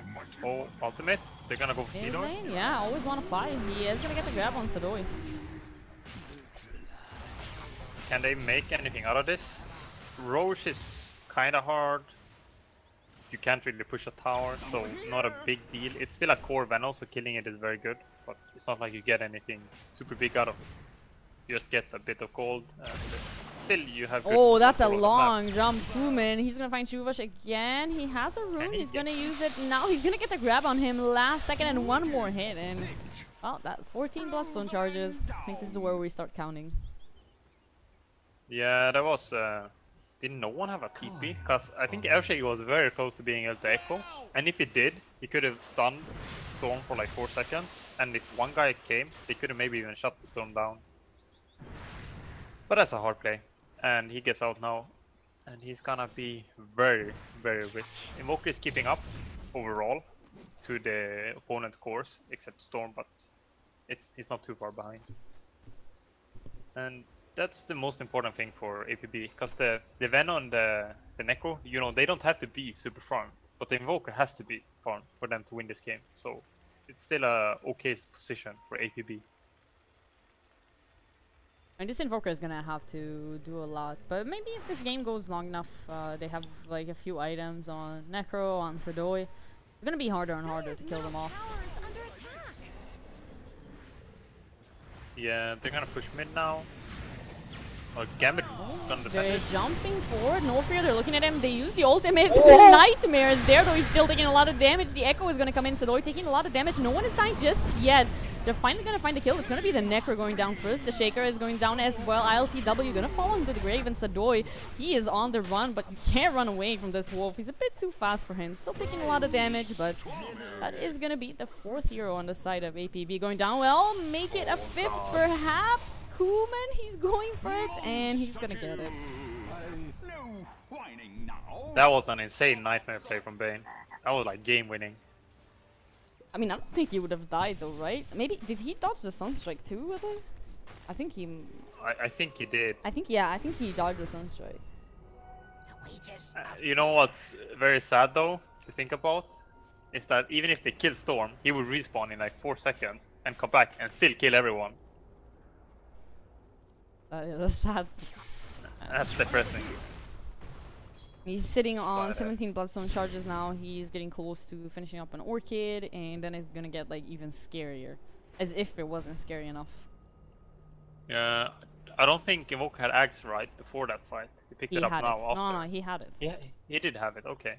I was at so then it was attempted timing that was it was well timed, but it didn't matter. Not sure how they proceed about this game now, because that push was greedy, but it made some sense, because they actually have insane burst, so they can like burst a hero. But the Nightmare play was godlike and saved him for like 4 seconds, and then Gambit could. He survived more or less like 3-4 seconds extra, or like he actually survived completely thanks to the Nightmare, I'd say. And then they would probably still have lost the fight, but they would have at least traded. He's in a really dangerous place. They're gonna get a stun, they're gonna get a dust. They don't have to Doom, but they don't even need it. These two heroes, Darksuck, he tried. He ran in so fast for the last hit. Yeah.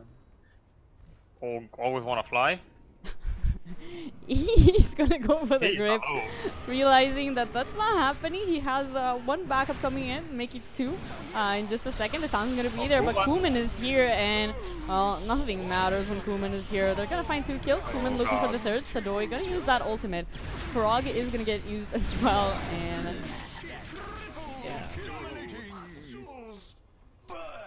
I don't. They are resilient though, AVP. They are not calling GG this game. They did not call GG last game. So, gotta give them that. I think this is more demoralizing than the last one, to be honest. The last one was like a draw lineup. You just got like your towers died. They had a big advantage. Like it was a draw lineup, you know. Shit happens, but this is more painful. Yeah, I agree 100%. Oh, they called it. Yeah. No player just left. So never mind them being resilient. Hey, they were. They got wiped like what 3 times in a row, and they stick around. It's a bit. It's not good, you know. I feel like the Invoker probably wanted to play because he feels like he can potentially win this game, which he can if it goes late. But the team doesn't really trust him, you know. So they're like, I don't want to play this game anymore. Let's call it. It's not a good sign for a team. I mean, it is a best of 5, but this is getting a tiny bit scary for APB.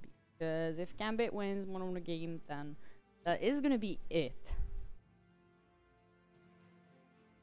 I'm just. It's checking. very hard to like come back from these losses as well. Because the first loss you can blame on the draft and you could move on, but now it's kind of similar to the second game. So then you start doubting the first game as well. Gonna be rough, but yesterday there was a reverse clean sweep, so might happen today as well. Was it? Yeah. Oh, I wanna go watch it. I went to bed when it was 2-0. I woke up and it was apparently 3-2. Dude. I guess that happens. I mean, it is fun when it happens. I think this matchup, APB, they don't have a lot of history in general, but Gambit kind of do, and they've been having a good time lately. They almost beat Empire in the best of 5 quite recently. They went 3-2 against them. Yeah. So we're gonna go out to the pause screen while I figure out when is our next game and what's gonna happen next. Anyways, shout out to Kefka that's still joining me for today at Kefka Dota. You can find him. That was a really weird sentence, but you still can find him at Kefka Dota on Twitter. Great shout out. No, it was like amazing. It was the next level shout out. Something. Very impressive. Something. I know, it was super impressive. Okay, so we're not gonna go into the pause screen yet. We're actually gonna. You ready, Kefka? I'm gonna put you on screen. Oh, you are? Yeah, I am. I'm super prepared. I'm super prepared. I'm totally enthusiastic about that. Okay, so we have camera. We have my dog too. He's our and the cat. So we have a couple of animals around. And I could bring out my dogs because they're much cuter, but I'm too lazy. They can be cuter than what's happening here. There's gonna be a war now soon and stuff. You know, this is how it works. Yeah. I need. Now there's a camera, so I can't like do it quietly. So I up the fact that the dog is gonna be here.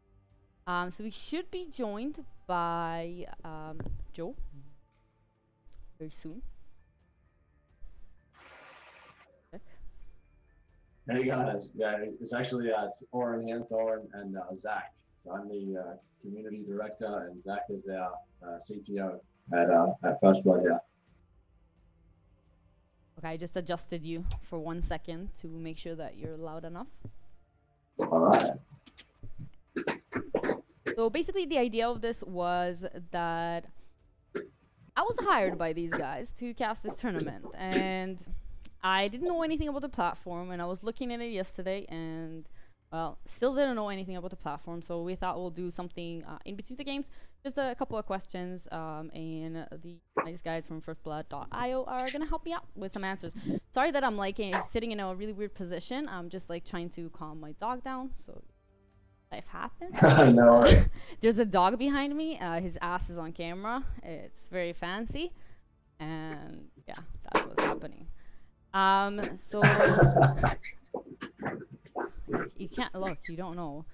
Secret for now. Anyway, so a couple of things, like let's start with what is it basically? Like give an answer. What is FirstBlood.io?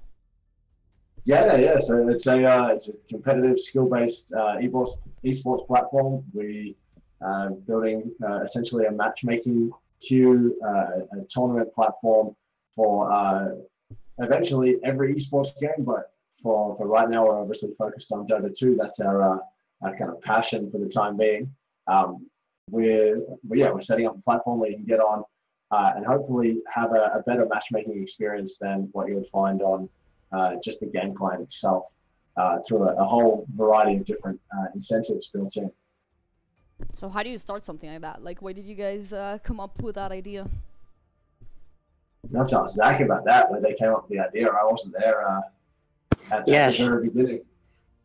Yeah, sure. I wasn't actually there for the original inception of the idea, but Joe and Marco, two of our other co-founders, had sort of been kicking the idea around when they approached me. And it was really like, hey, you know, there are these esports matchmaking platforms starting to come out, but like, how do you trust them? And we decided that if we use blockchain technology, we can make it so it's actually a trustless process. Great. I didn't get a chance to try it yet, I have to admit. But so give me like something about what's your why First Blood? What's your favorite feature? Yeah, also, I mean, Zach hinted at just now it being kind of a trustless platform. So what we mean by that is that as the platform evolves, it will become more and more decentralized, running on the Ethereum blockchain. So the match results and the integrity of all of the match data is all kind of displayed publicly on a public blockchain. So you can verify independently everything that's happened on the platform. Once we add real money games to the platform, then eventually we'll hopefully transition it to a point where everything is happening kind of in a trustless manner. So you're actually having to deal with us, I guess, being kind of custodians of your funds. Now, obviously, for the time being, it's totally it's centralized, but we're kind of slowly working in the kind of decentralized direction to get everything to a point where we're as little of an intermediary as possible. Zach, is that kind of hit the nail on the head for now? Yeah, that's a great way to put it. Yeah, that was very elaborate. And I have one almost last thing to ask, but since we're on Twitch and you know this is the streamers world, so do you sponsor any channels? Are you planning to like find some streamers to sponsor in Dota? Yeah, definitely. We want to set up some partnerships with streamers kind of far and wide. So we're in the process of kind of setting up an application form. But if you really want to jump ahead early, you can send us through an email at partnerships@firstblood.io. We'll set up a kind of portal for people to go through and sign up and tell us the details at some points during the week. But for now, just an old school email will work just fine. Is there anything else that you guys want to add? I just want to say thanks for everyone for tuning in and hanging out. Bits has been a ton of fun for us so far. It's been our first professional event, and it's gone down really well. We've been really happy with how it's gone, and it'll be the first of many. We're hoping to do a North American event in the next couple of months after TI finishes up, and beyond that, we're obviously going to have a lot more kind of smaller scale events on the platform. And yeah, we're up and running, beta's live, so head over to firstblood.io and check it out if you haven't already. I agree. Go check them out. They're good guys. Awesome. Thanks so much, guys. Thank you for having us, and I think we should have our next game soon. All right. Okay, so our next game should be up in just about a couple of minutes. So a reminder, go check out firstblood.io, sign up for the beta, and check out their site. And that's it. We're gonna come up for you guys in just about 2 minutes. Our next game.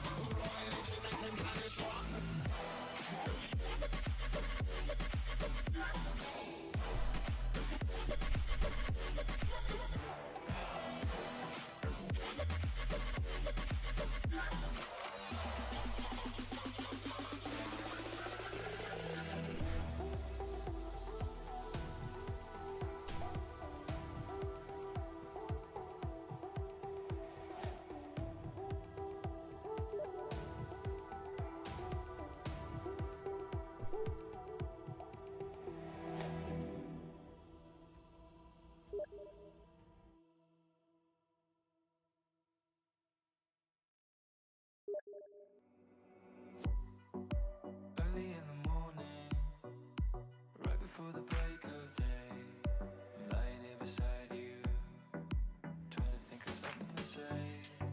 You're gonna have to leave soon, so I'll give you this heart of mine.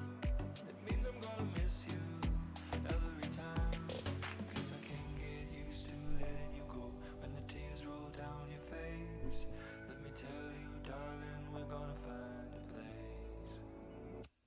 can lay low, where we can get high, where we can run away, we can go today, we can leave the world behind. So honey, let's go. Let's do what we lost. Do all the things that we've been dreaming of. But we can lay low, where we can get high. Are you sick and tired of crappy sounding headset microphones? Well, worry no more! The Mod Mic 5 offers excellent audio quality and it's universally compatible with any set of headphones! Head over to alionaudio.com to find out more! Are you tired of your streams or voice chats sounding like this? Do you want the comfort and quality of high-end headphones without sacrificing microphone quality? Antline's Mod Mic 5 is the perfect solution. Their dual capsule microphone attaches easily and securely to your existing headphones and fits within any setup thanks to the modular cable system. It comes with a cable wrap to protect your wires, an optional inline mute switch, and sounds a little something like this. Check the link in the video description to learn more. Dire team's turn to pick.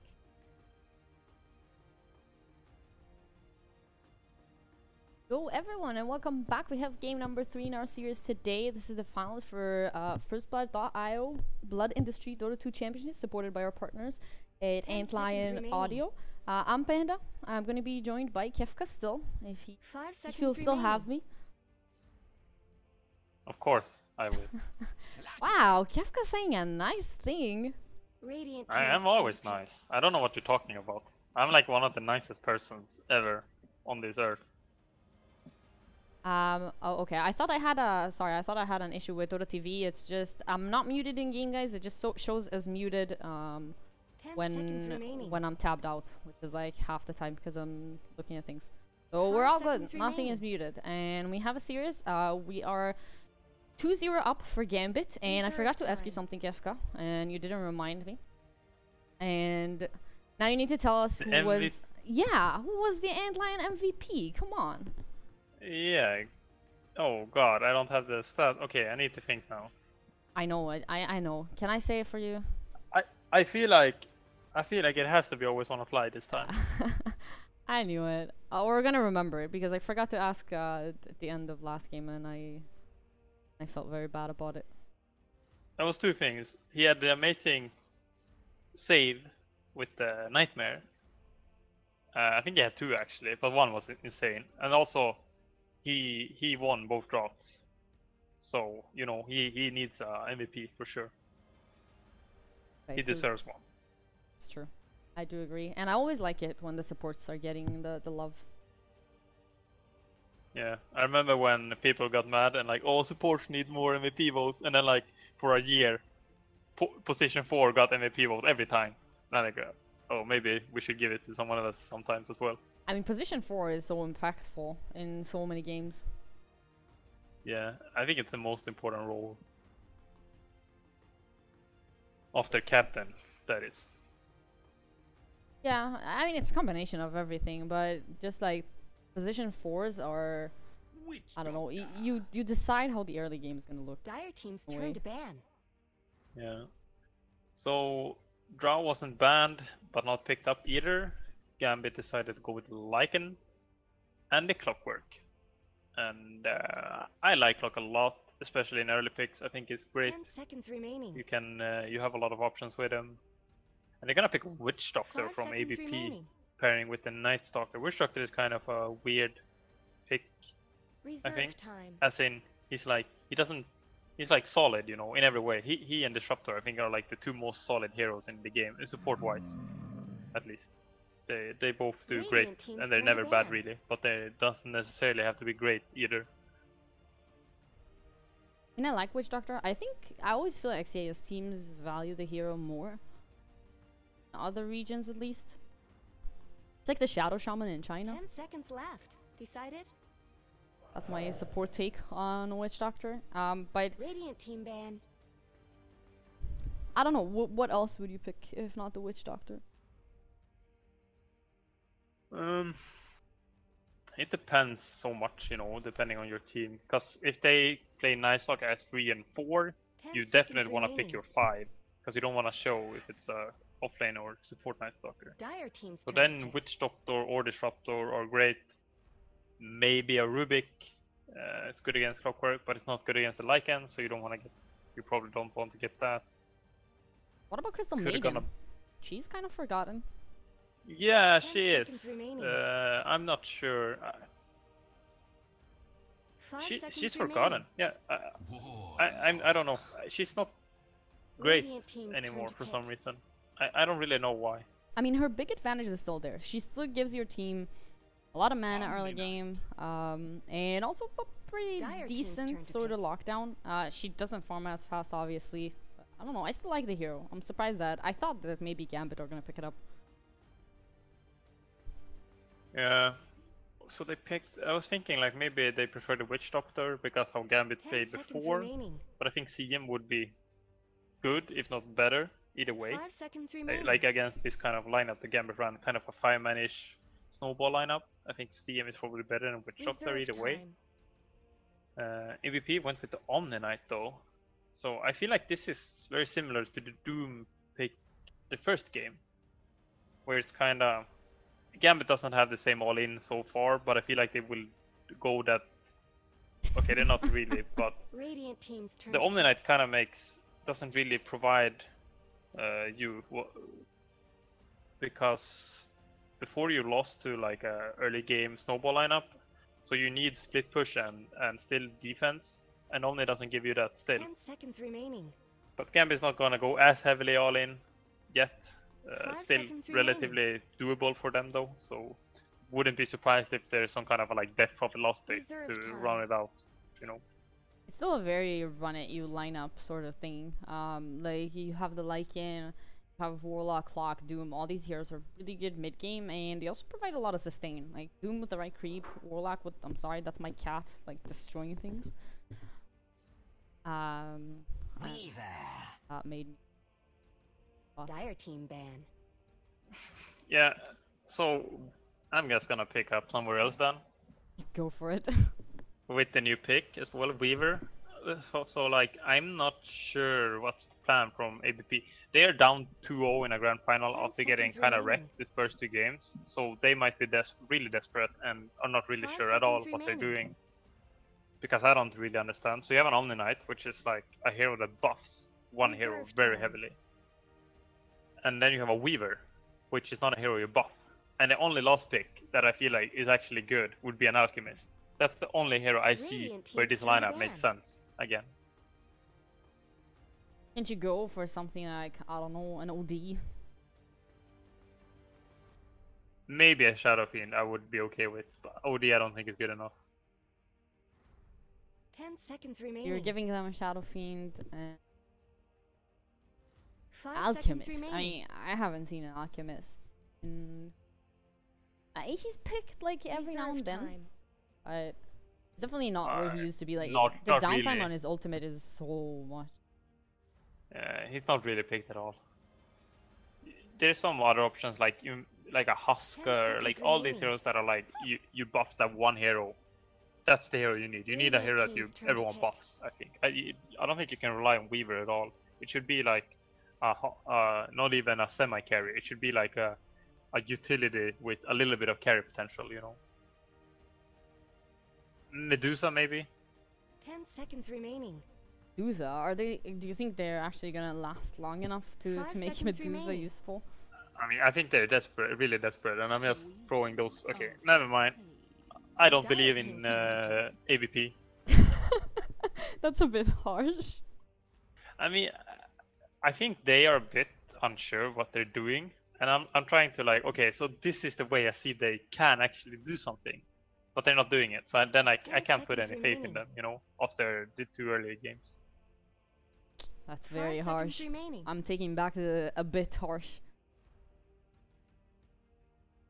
The You're thing, using up the your thing reserve that's time. the weirdest for me about their draft is that Queen is a very snowbally hero. Like you expect to dominate your lane, and then snowball get some kills. Like, and the rest of their lineup is like Weaver, it takes time before he can do stuff. Some items, Night Stalker. Doesn't really I add any think they damage. can snowball though, if they go like correct items. Like if you're Weaver and you want to snowball, you're like, okay, let's not get a Lincolns. We can go Freds. We can get like Medallion or something. Like you really go snowball heavy, then it might work actually. Because I think Weaver is generally not a snowball hero because you go Lincolns. But if you don't go Lincolns, he could actually snowball. I always feel with Weaver is that, I don't know, you get items like if you go for like the more tanky builds or you go for Dragonlance, and then it feels like you don't do any damage. Yeah, I generally like Displaced Rush. That I like that build, but it's not good against Lycan. So I'm not sure. It's hard. Go sign Jasha Weaver. Gonna call it now. Can they go Shadow Fiend actually on Gambit side? Yeah, they have a lot of clockwork, so they definitely could. I was expecting it earlier, but I didn't mention it. But I feel like they should have picked it by now if they're going Shadow Fiend. So they're gonna go with Shadow Oh. Fiend. You got wrecked, Kafka. I mean, it was Shadow Fiend, but it took so long time, so I was like, oh my god, they're gonna do something next level, like Death Prophet, like I mentioned, but never mind. It just gives I them would've like liked the such Death a strong start to the lane, and then that matchup is not that bad. Like he might even have some help. Is this yeah, it's an offlane Omni Knight. Oh, isn't that's like a Badman thing? Was it Badman? He's the Spectre spammer, that's all I know. Oh, but that was like months ago though. Yeah, you know he was one game away from 8k when no one else had 8k. He was the closest to getting 8k before anyone was even close. So he was one win away from 8k, and then he lost everything and got below 7k. Was that when there was like a nerf or something? I think people just learned how to play against Spectre Prepare for battle. mainly, and that's what happened. Hey, I have to say this is a really fancy Wii deck. It has like all the fancy things. Yeah, it's okay. That tail is really pretty. Don't make those noises. Let me get excited about Dota hats, please. I don't really care about hats. How can you be a Dota player and Goodbye. always wanna fly? He's running away, you know, he's doing his thing, and now he's gonna have 4 heroes on top of him, no fear. He's gonna have another Void in a second, always wanna fly. Just gonna heal himself up. It's gonna be the lucky support. Too much. He made them waste a lot of mana. Calculated. This is very classic though. When you play against Clockwork, you do this very often. Because you know he's not gonna be out. You know, no one's gonna defend this area, so you just go up there and take the rune. They are ready. Bignum is gonna get it gone on. He's actually gonna lock 2 heroes with him inside the cogs. He's still gonna be okay. They're gonna farm up at least a couple of them. That's Triple also bound. okay. Yeah. So Quop has Shadow Strike. Who got the first blood, by the way? Oh Gosh. god, it was the Witch Doctor. That was the worst hero. No, it's the support. He's the... I'm kidding. That's probably... you probably want that on Quap. Quop could have really needed it, because Kuman has quite a lot of... Is that the 024 Rage Quit? A what? He Rage Quit both games, I think, before. Who did? Shuvas. Oh, did he? Yeah, Oh, last maybe game- it was no fair. Last game It was he no didn't fair. rage quit. Oh, he did the first game at least. Oh, double cog. Bignum with the place already. The plays. Should have been always on a fly. Just so you can be happy about always on a fly more. Remember the Badman Doom? Who went boots? Yeah. And then you see Fresh Eye Cat with 4-man shield and takes almost no damage. That's how you play. I do think that game, the going for boots first, was a tiny bit odd. Because it's something you're used to see if you're seeing like a 4 position dude that is supposed to run around the map, and that's only for ILTW. His mana is completely gone. Not very unusual for Quap to go to mana. He's not gonna die, no. I don't think so. Oh, Fairy Fire. Hey, that Fairy He Fire got a I think saddle saved him. He's got a saddle. This is pretty good for Kuman though. Because now you see Quap no mana, Night Stalker no mana, Kuman has full mana and full HP now. So he's gonna probably have a good time the next 1 to 2 minutes, at least. And so far, Quap was able to stay on par with last sets. No mana to speak of. Yeah, I think he's gonna be struggling now from now on though. Doom gonna try and get a rune. Oh. That was that about the dog. My dogs don't bark, so it's not mine. Because I actually teach them not to bark. Because I'm a good owner.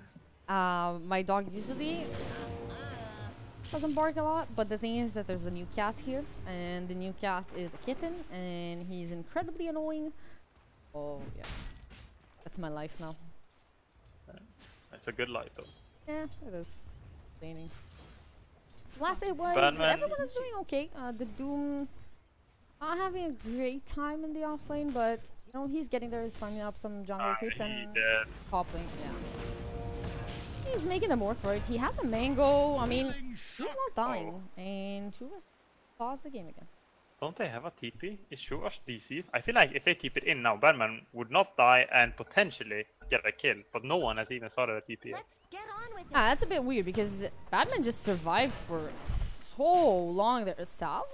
Oh my god, is he getting... no, he's not getting out of here.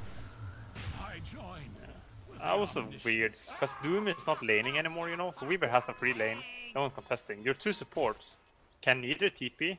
I think Shuva should probably have TP'd up there. He wants to be there either way. He even smoked up now. I'm gonna gank mid or... Oh, the courier! He's not gonna get the courier, and he actually missed. That was a Maledict. Mistakes were made. Feels bad, It wouldn't man. have... I don't think it would have mattered either way, though. To give him the benefit of the doubt, at least. I think it just feels bad. Like, you're 2 games down. You need to win this game. Then, like... I think he has to start with Maledict there as well. I think he can't cast before. Really? Dire's bottom tower needs some Yeah. help. It's like a little bit more damage that way, you know. And it was really close. Even if he landed a Maledict, it's not a secured kill. So I think he should have started with the Maledict either way. Oh, Quap. They're all fine. Oh, haste. There's a haste down there. Are they gonna guard it? Oh, goodbye, Shuvash. JJ Cat, he's gonna run in. He has that nuke, and Kuma's gonna find himself a nice, easy kill on Shuvash. JJ Cat is just running around here. Bignum is taking a couple of hits, but.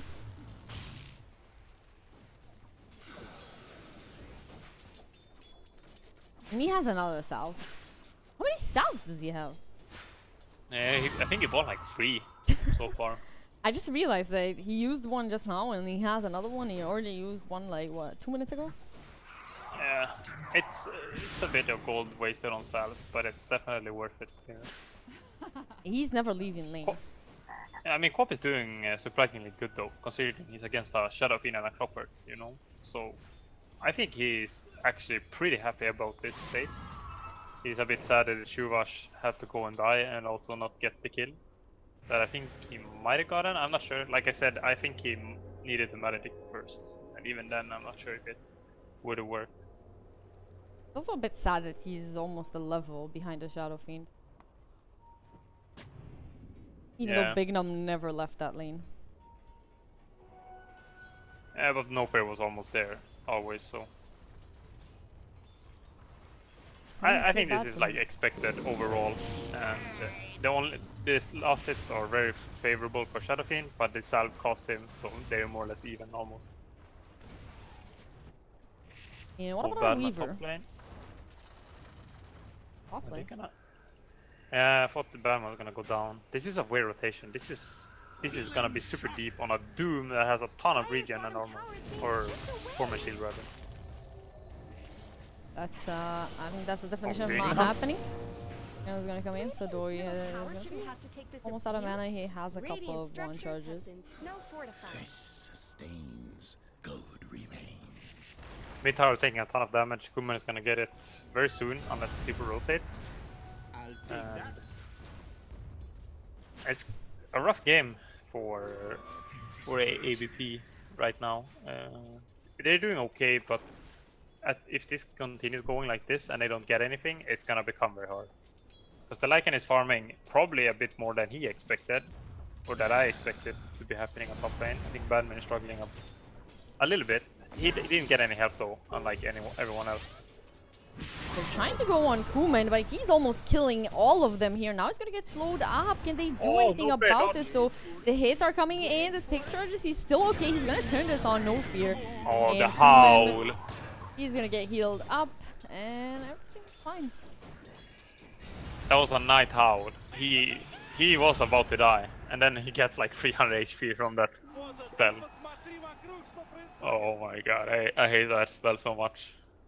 Yeah, it feels a bit strong, I have to admit. Yeah, a little bit. Yeah, I thought it might get nerfed, or at least Lycan is gonna get a bit nerfed. Like, I don't know, just nerf his base damage or some ice frog thing. Yeah. Not so fast. I don't know. It's hard to say if it's actually too strong. Yeah, I don't know if it's too strong. I think it's really strong, but Lycan kind of needed it. If you think about what was before that.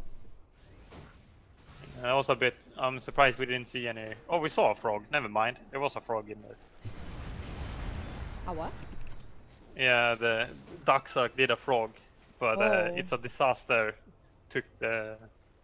Was a bit louder, so I didn't hear it. Now I understand why I'm slightly sadder than I was before. There aren't enough frogs. But talking about that, no fear. Oh, Big They're Nut. fine. No. Big Num is gonna get out, no fear. He doesn't have that void, so nothing they can do. And Darksuck actually using the ultimate. He used it. No, never mind. It was the last game. It was the Zero who just popped. I guess Darkseid as well. They used like Nutmeg quite liberally, both of them. But I mean Darkseid won both games so far, so I don't blame him for using it a bit early sometimes. It's a not that long of a cooldown. And he's running to the bottom lane. In top lane, they should be able to defend. Chishirkat showing up. He's actually gonna go for the Doom on the Omni Knight. Did they actually have the damage to kill him off before it's over? He only has like about 2 seconds on it. The nuke is there. He's almost dead. The deny. Oh, the deny. ILTW just casually walking in. Now Chishirkat gonna pay for what he was trying to do. Doi is on the chase on him. Chishirkat, he should pop the Melodic. No, he's gonna pop the Sadoi. And on the other side, they are gonna find Always Wanna Fly as well. Will they? Here, It's gonna he be has close. another Void. He's not in range. Oh, he is in range. will get- What? Okay. He should die. Whoa! That was a lot of hate for one Warlock. But they're gonna be able to defend bottom lane too. Mid tower went down though during that, I think. Yeah. Yeah, It. yeah. So they got a few kills. That's a sad part about Doom. You know, one of its almost biggest weakness early game is that you can just deny when he uses ultimate. It's kind of ridiculous at times. Sometimes it's like you Doom 3 people early game and all 3 gets denied and you're like, I hate the Zero. Can we just talk about the 83 last hits of Kuman? A golden thread. One, yeah, it's quite good. Have you seen his items as well? What, the Sol Ring? Yeah. I don't remember if it was him that we saw it on, like in one of the games I casted recently, or someone else. But Sol Ring is the item. It's not bad. People don't generally like ball on Shadowfiend anymore, you know. So It's just so Sol Ring is good. kind of, yeah. In Wonder what spam, he's he gonna has go his passive for. regen. I wonder what he's gonna get next, though. I'm assuming it's standard. Batman does not have arcanes. It's 11 minutes in. It's not the greatest of lives. Doom is not doing amazing either, though. So. I mean, it's Omni-Knight and a Doom. They can use their spells, and I mean they have powerful spells. Batman, yeah, though, but might be this in a hero lot of generally trouble. wanna be in the fight. Can he keep me out? He's actually gonna go for the GA, and there's backup coming from his team. That's a huge rotation, and well, you said space created before. This is definitely space created. I am in your debt. Yeah, he likes that. Oh, he went the Ice Armor this game. Weaver, did he get doomed there? Yeah, No. he got he did. doomed. Ah, that's shorter cooldown than I thought. Oh my god, Cedo. And yeah, always wanna fly. Oh, He found the hit. The dog, he's fine. Oh, meanwhile, bottom lane? Are they not gonna even get anything out of that huge rotation? I think they have strike Whoa, wills. there's a huge cask. Okay, the cask found him. We can keep on looking at the game now. But no fear. Gotta get a nice little heal.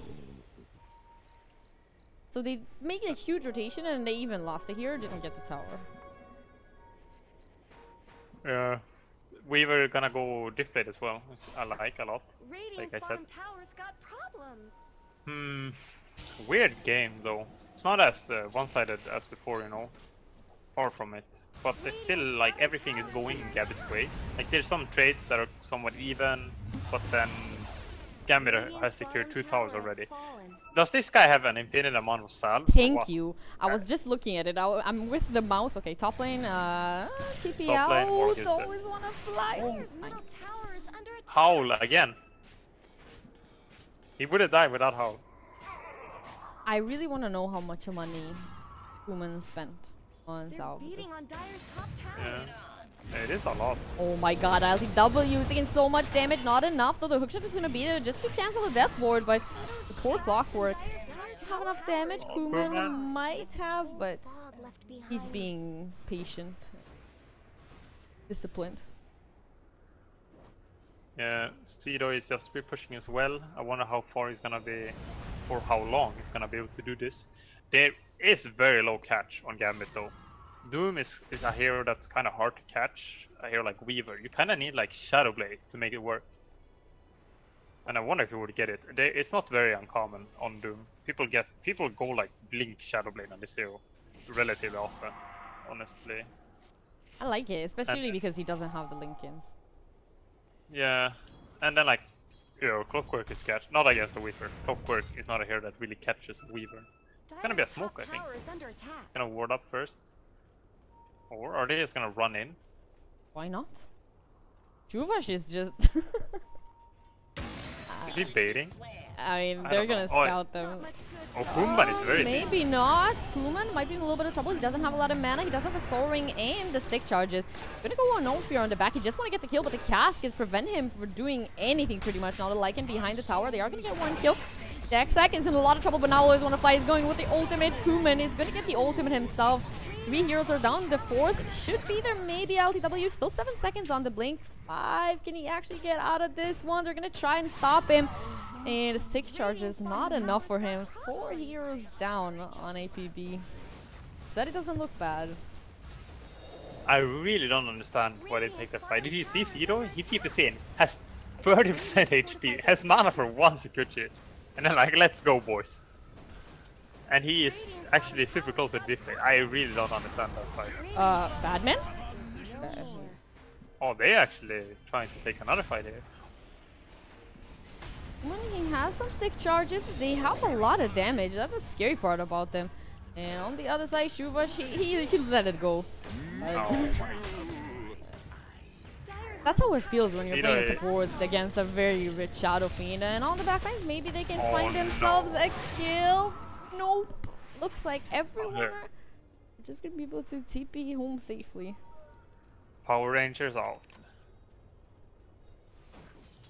I feel like it's... I really don't understand why they took that high. Because Cedo was so low. Like, imagine if Cedo was actually on that fight full HP. Even if he got bursted, he could make a buyback play and probably wipe Gambit. So, I don't know. That there's no way he called that. He got forced to TP in there, even though he didn't want to. Something like that. But it was not good. It's still not a huge advantage. The Weaver is still in a pretty good place. Quap, not so much. But it could have been worse. Cito is tanking a lot this now. In the river though, in the meantime, LTW! Was that a solo kill? Yep, it was. How? I don't know, I was like, okay, I'm seeing 2 heroes, okay, LTW is dropping kind of low, I'm looking there and I'm like, okay, LTW is dead. And he didn't even hook him to... I think he went for the rune maybe, and then he got cogged there. And like battery assault, couldn't blink out, and then the hook That was shot. bizarre. I think that's what happened. Very bizarre. Kuman going for butterfly. This is I think the Chinese kind of invented this build where you go some stats. Okay, never mind. He plays. It's kind of the same though, but you go like a stat item like Dragonlance, and then you also rush the butterfly, and then you win when you get the butterfly because you do way too much damage. You can siege, the opponent can't kill you, and it's very effective. I mean, they have damage, but he is so tanky at this point that they need the Weaver to be able to do damage to him too. And also the Death Ward. Also a nice addition without evasion. Yeah, I mean, I don't think the Death Ward is gonna be up for very long because he gets 2-shot by Kuman. Also some time away from getting the butterfly. This is a decent fight though for AVP. Gambit are kinda forced into a weird position, and they are far ahead, that's why they feel confident, but this could be a throw. This is the place to throw.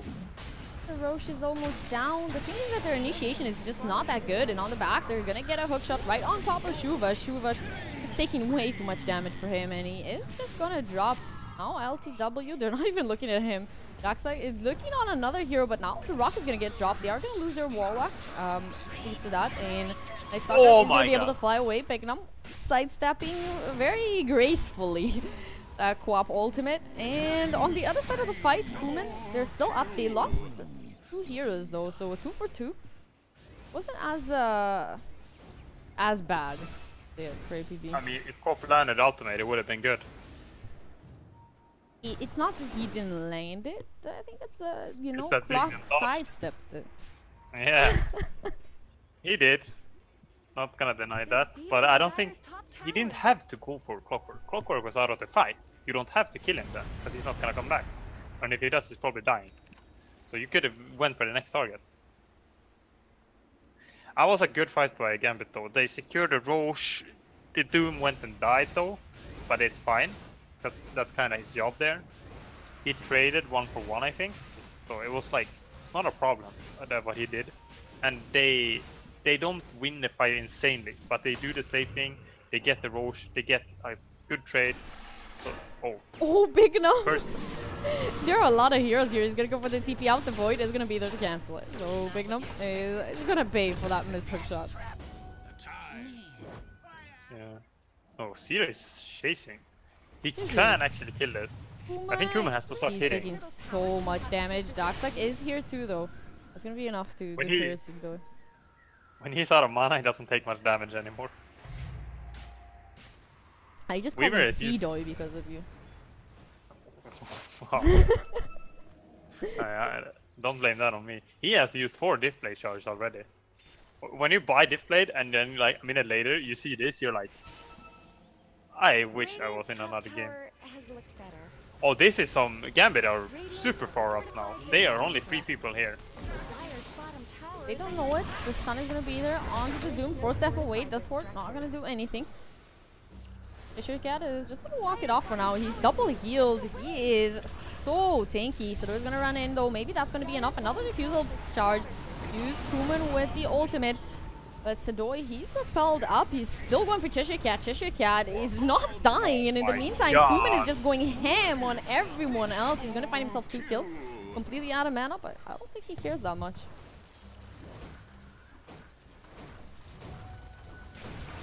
Yeah. This game looks hard. about the same as the 2 previous games. They need to split push now. They can't fight anymore. This game is not gonna be a game where you can win by fighting. Or the mid lanes? Yeah. Yep. It happened again.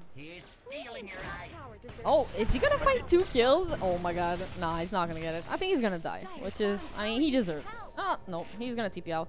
Oh my god, the void. He doesn't have it. I have no words right now. Yeah, this is frustrating to watch. I think it's, at this point, I feel like it's a bit of tilt as well. Pop has got solo killed by Clockwork 2 times this game.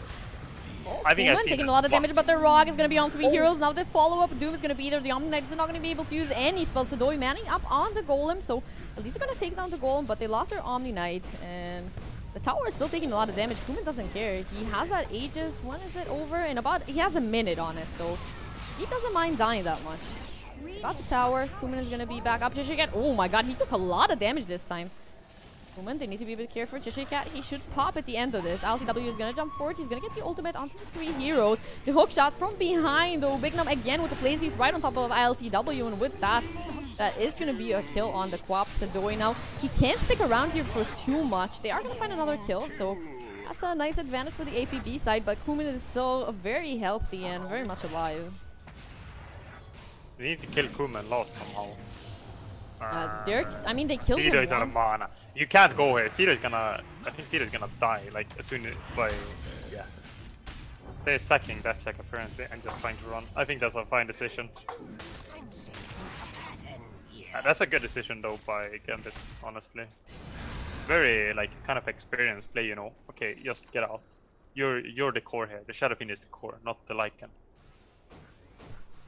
I mean, they used the Aegis, which is what they wanted. They got a tier 3 tower. And a couple of kills. They did give, I think, like 3 kills in total.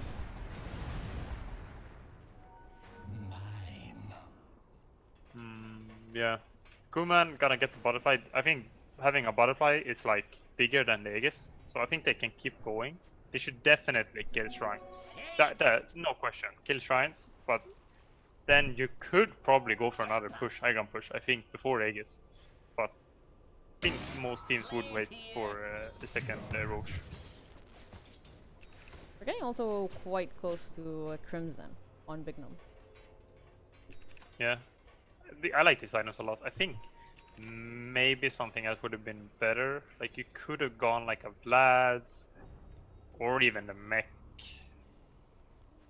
Not sure. I think maybe he expected to snowball a bit harder because he got 2 solo kills on Quap.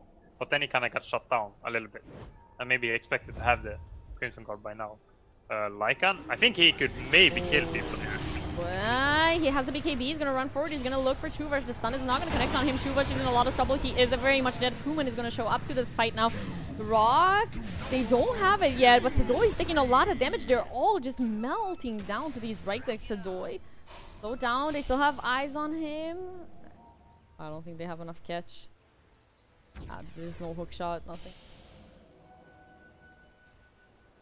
I don't think they saw the BKB, and that was super huge. I think he popped it a bit late, but it didn't matter because they were committed, and then he popped BKB. They don't have kill potential on him anymore. Like, they chased him down, but they lost 3 people meanwhile. So still a good play, you know. They dive at tier 2 when it's this far behind and get a kill, and then manage to get out with their 2 biggest cores. So, and because they force Gambit back, they actually get some space on the map. So that was probably the best play they could have hoped for right now. It always feels like in these positions, if you just stay back and wait for them to come to you, you're never going to win a game like that. It was a good timing to kind of force. You also force a BKB charge. Like, it's actually right now it's looking really good because Sido is getting a lot of farm thanks to that. Hop also got a ton of farm thanks to that. Even though they lost 3 people for 1, it was actually a pretty good play for them. And I'm surprised that it's become this good because I feel like Gambit might be. I feel like they're playing a bit passive considering. I feel like this is their timing. They got a Crimson. They Lycan is looking for an AC, but that's pretty far off. Kuma picked up a butterfly. Like all their timing is now, I think, but they're not using it at all. I mean, talking about timings, Sadoi is getting quite close to an MKB. He's starting to wrap up a lot of damage, and the cores of Gambit aren't that tanky against him. He's gonna go for back, like he's just burning some mana. I mean, he's not gonna kill him, I assume. Sadoi, he's sticking around. Clockwork is around here. I don't think they're getting him. On the other side, on the shrine, they're gonna get a kill. Now Kuman, though, with the ultimate Batman, taking a lot of damage. Shishikat trying to find something, and LTW jumping for Kuman. He is gonna pop eventually, and he's gonna take the Quap with him somehow. Now the hookshot is gonna connect on the Night Stalker. The heals are there. Shuvash. Oh, that's not a Night Stalker. That's a Shuvash. He looks like a Night Stalker. Yeah, a little bit. He scouted him for a second. That was good again. I think that's another good fight for AVP or box or whatever they want to be called. Zero is gonna get a tower here, and they kill Kuman. That's the biggest kill right there. I think they got a bit unlucky. You know, Pop died to the Death Requiem. Otherwise, that would have been insanely good. It was still good though. So they're kind of making a comeback right now, step by step. Loiva TTB out. Nope, he's gonna get cancelled. They have eyes on him. He is gonna get the time lapse out. Gonna get a catch on him. Always wanna fly. He does have that rock. He is gonna drop it. And now with Cheshire jumping in, Sadoi getting a bit too cocky. Yeah, but also a rock used. I think it's worth it. Is it? I mean, they kill the rock super easily now. Like Weaver just destroys it during fights. I mean, I think it was worth it for Gambit. That's what I meant.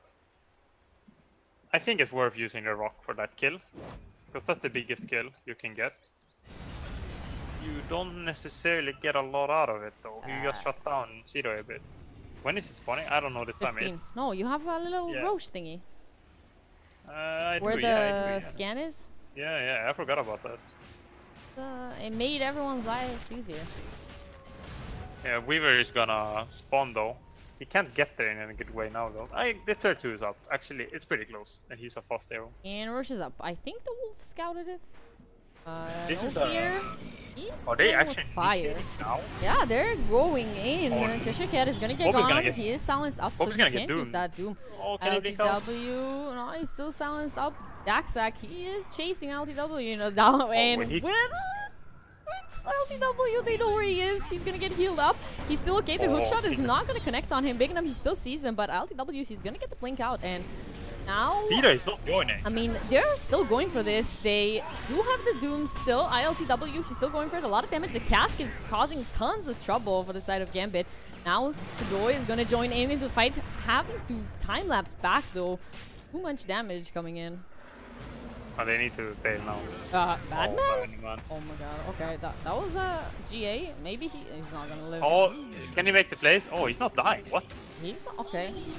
Survive. Oh, it's because of, oh, never mind. Zidoi. Oh, can he get the kill before?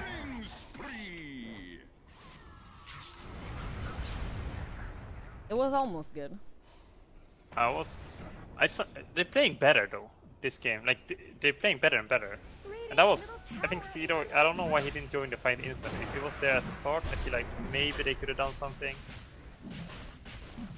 But, it's looking better, definitely, this game. Oh, never mind.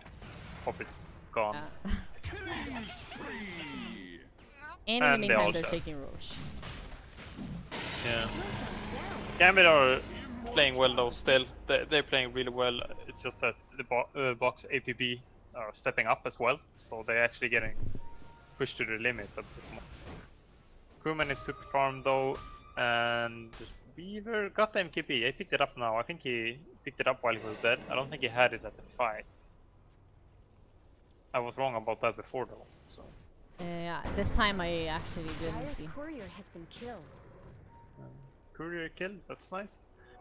No items on it though, so they didn't lose any. Yeah, I think he wanted AC, right? Yeah, I think that's it. The Lycan wanted AC.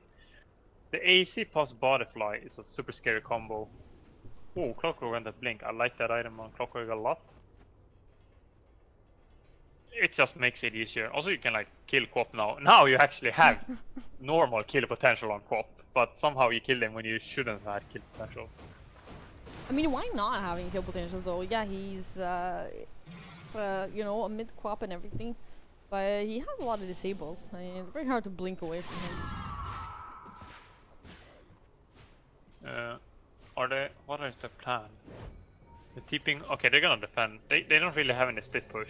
Beaver can do it a little bit, but these items are not really good for split pushing. They're okay, but I mean, Shadowfin is gonna take cracks before you even get the tier 3. There's also a cheese on Human, and yeah, these buildings are melting.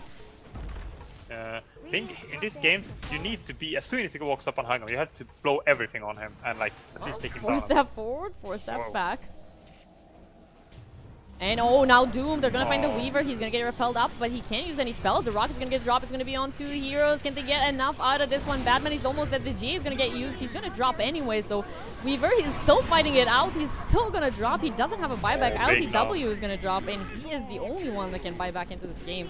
And this might be, yeah, that is gonna be our finals. Frog. So. Finishing it with a frog. Yeah. I think it was kind of sad that it ended in this game because AVP started playing better and better. Especially this game, I think they did some great plays here. I think you can't allow a Shadowfin without Aegis to go up on Haggon in that way. You have to be like, you have to use a lot of men instantly. You can have like Witch Doctor in the fog, just throw a stun and ultimate like instantly, and you're gonna force him back, and you won't lose the racks like in 3 seconds. But it's hard because if they see if Shadowfin sees Witch Doctor, he just kills him in 2 attacks. So it's not an easy play either. This was indeed a very hard game. Like it looked, we talked about it at the beginning of it, that it looked pretty close. And it wasn't nearly as bad, even though they had the Shadowfin clock and they had everything they needed to basically win the lanes. But it still went pretty okay for APB. Like where did this game go downhill? It was just the Shadowfin farm was too great. I think that's almost the main reason. And then like I think Quap made some mistakes. You know, Bignum should not have gotten 2 solo kills. But in comparison to how fat Shadowfin managed to get that, it's not that much. That was definitely the biggest problem. Yeah, I was unfortunate. I was looking forward to maybe seeing you know the full comeback, but not gonna happen today. So you know what I'm gonna ask you. I'm giving you the honors today. You know. So you need to pick, this time you need to pick the MVP of the series. So the Antlion Audio MVP of the finals. This game it was Kuman for sure. Okay, for this game is Kuman, but you need to give me like a complete MVP. It has to be Always Wanna Fly. So much love for Always Wanna Fly. Yeah, but he had great drafts all 3 games. I think more so than any individual performance. I think that's what won them this final. And captains doesn't get enough love, you know. Captains get quite a lot of love, I think. Not when it comes to MVP votes and stuff like that. They get love, you know, after the game or like before the game, but not when you actually like decide MVP. They like, well, maybe the captain deserves it, but no, people don't think like that. I like to give them credit for that as well. So it is the captain, so it is gonna be Always Wanna Fly, our Antlion Audio MVP of the series. Thank you everyone for joining us for the finals. Oh my god, that was so much light. I put a difference in and I died a little bit. Thank you Kefka so much for joining me for the finals. No problem. And that's pretty much it. Thanks to firstblood.io for giving us the opportunity to this, as well as the sponsors at Antlion Audio. I said it like but they deserve it. They ran quite a nice tournament. So as we said before, go check out their site. You have firstblood.io. Check out their better program and everything. I hope everyone had fun. You can find me at Pandacast if you want to, and you can find Kefka. Nice face, Kefka. Thank you. And I saw it. Kefka Dota at Twitter as well. And with that, that's gonna be our tournament. So congratulations to Gambit for winning this one, and thank you for watching. And I hope everyone. Bye, Kefka. Goodbye.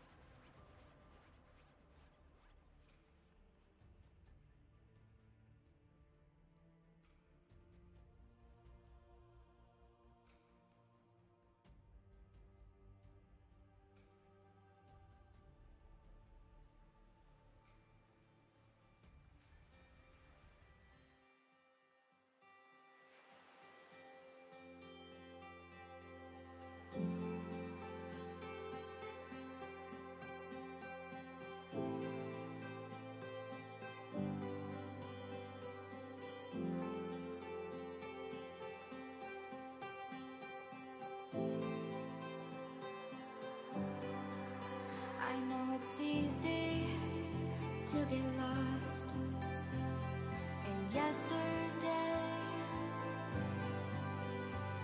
to bring back all these things. I know you love them, I know you love them, but I know that I can try again to warm your heart. Please understand, things don't stay forever. We say we want to make a change. I must admit it feels a little strange to see it in a different way. And even if it passes by, this isn't how we say goodbye. Just until next time. There's nothing wrong with shedding tears to make sure that your side is clear and bring to light all their silly fears.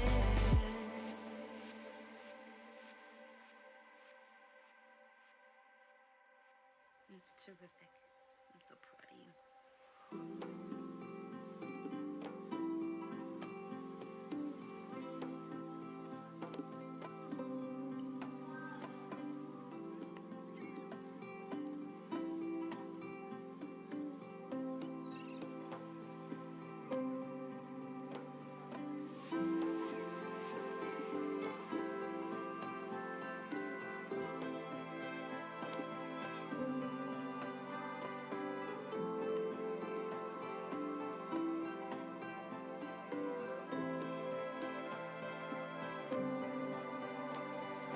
Just when you forgot, maybe take the time to stop and cherish what we have instead of missing what we had.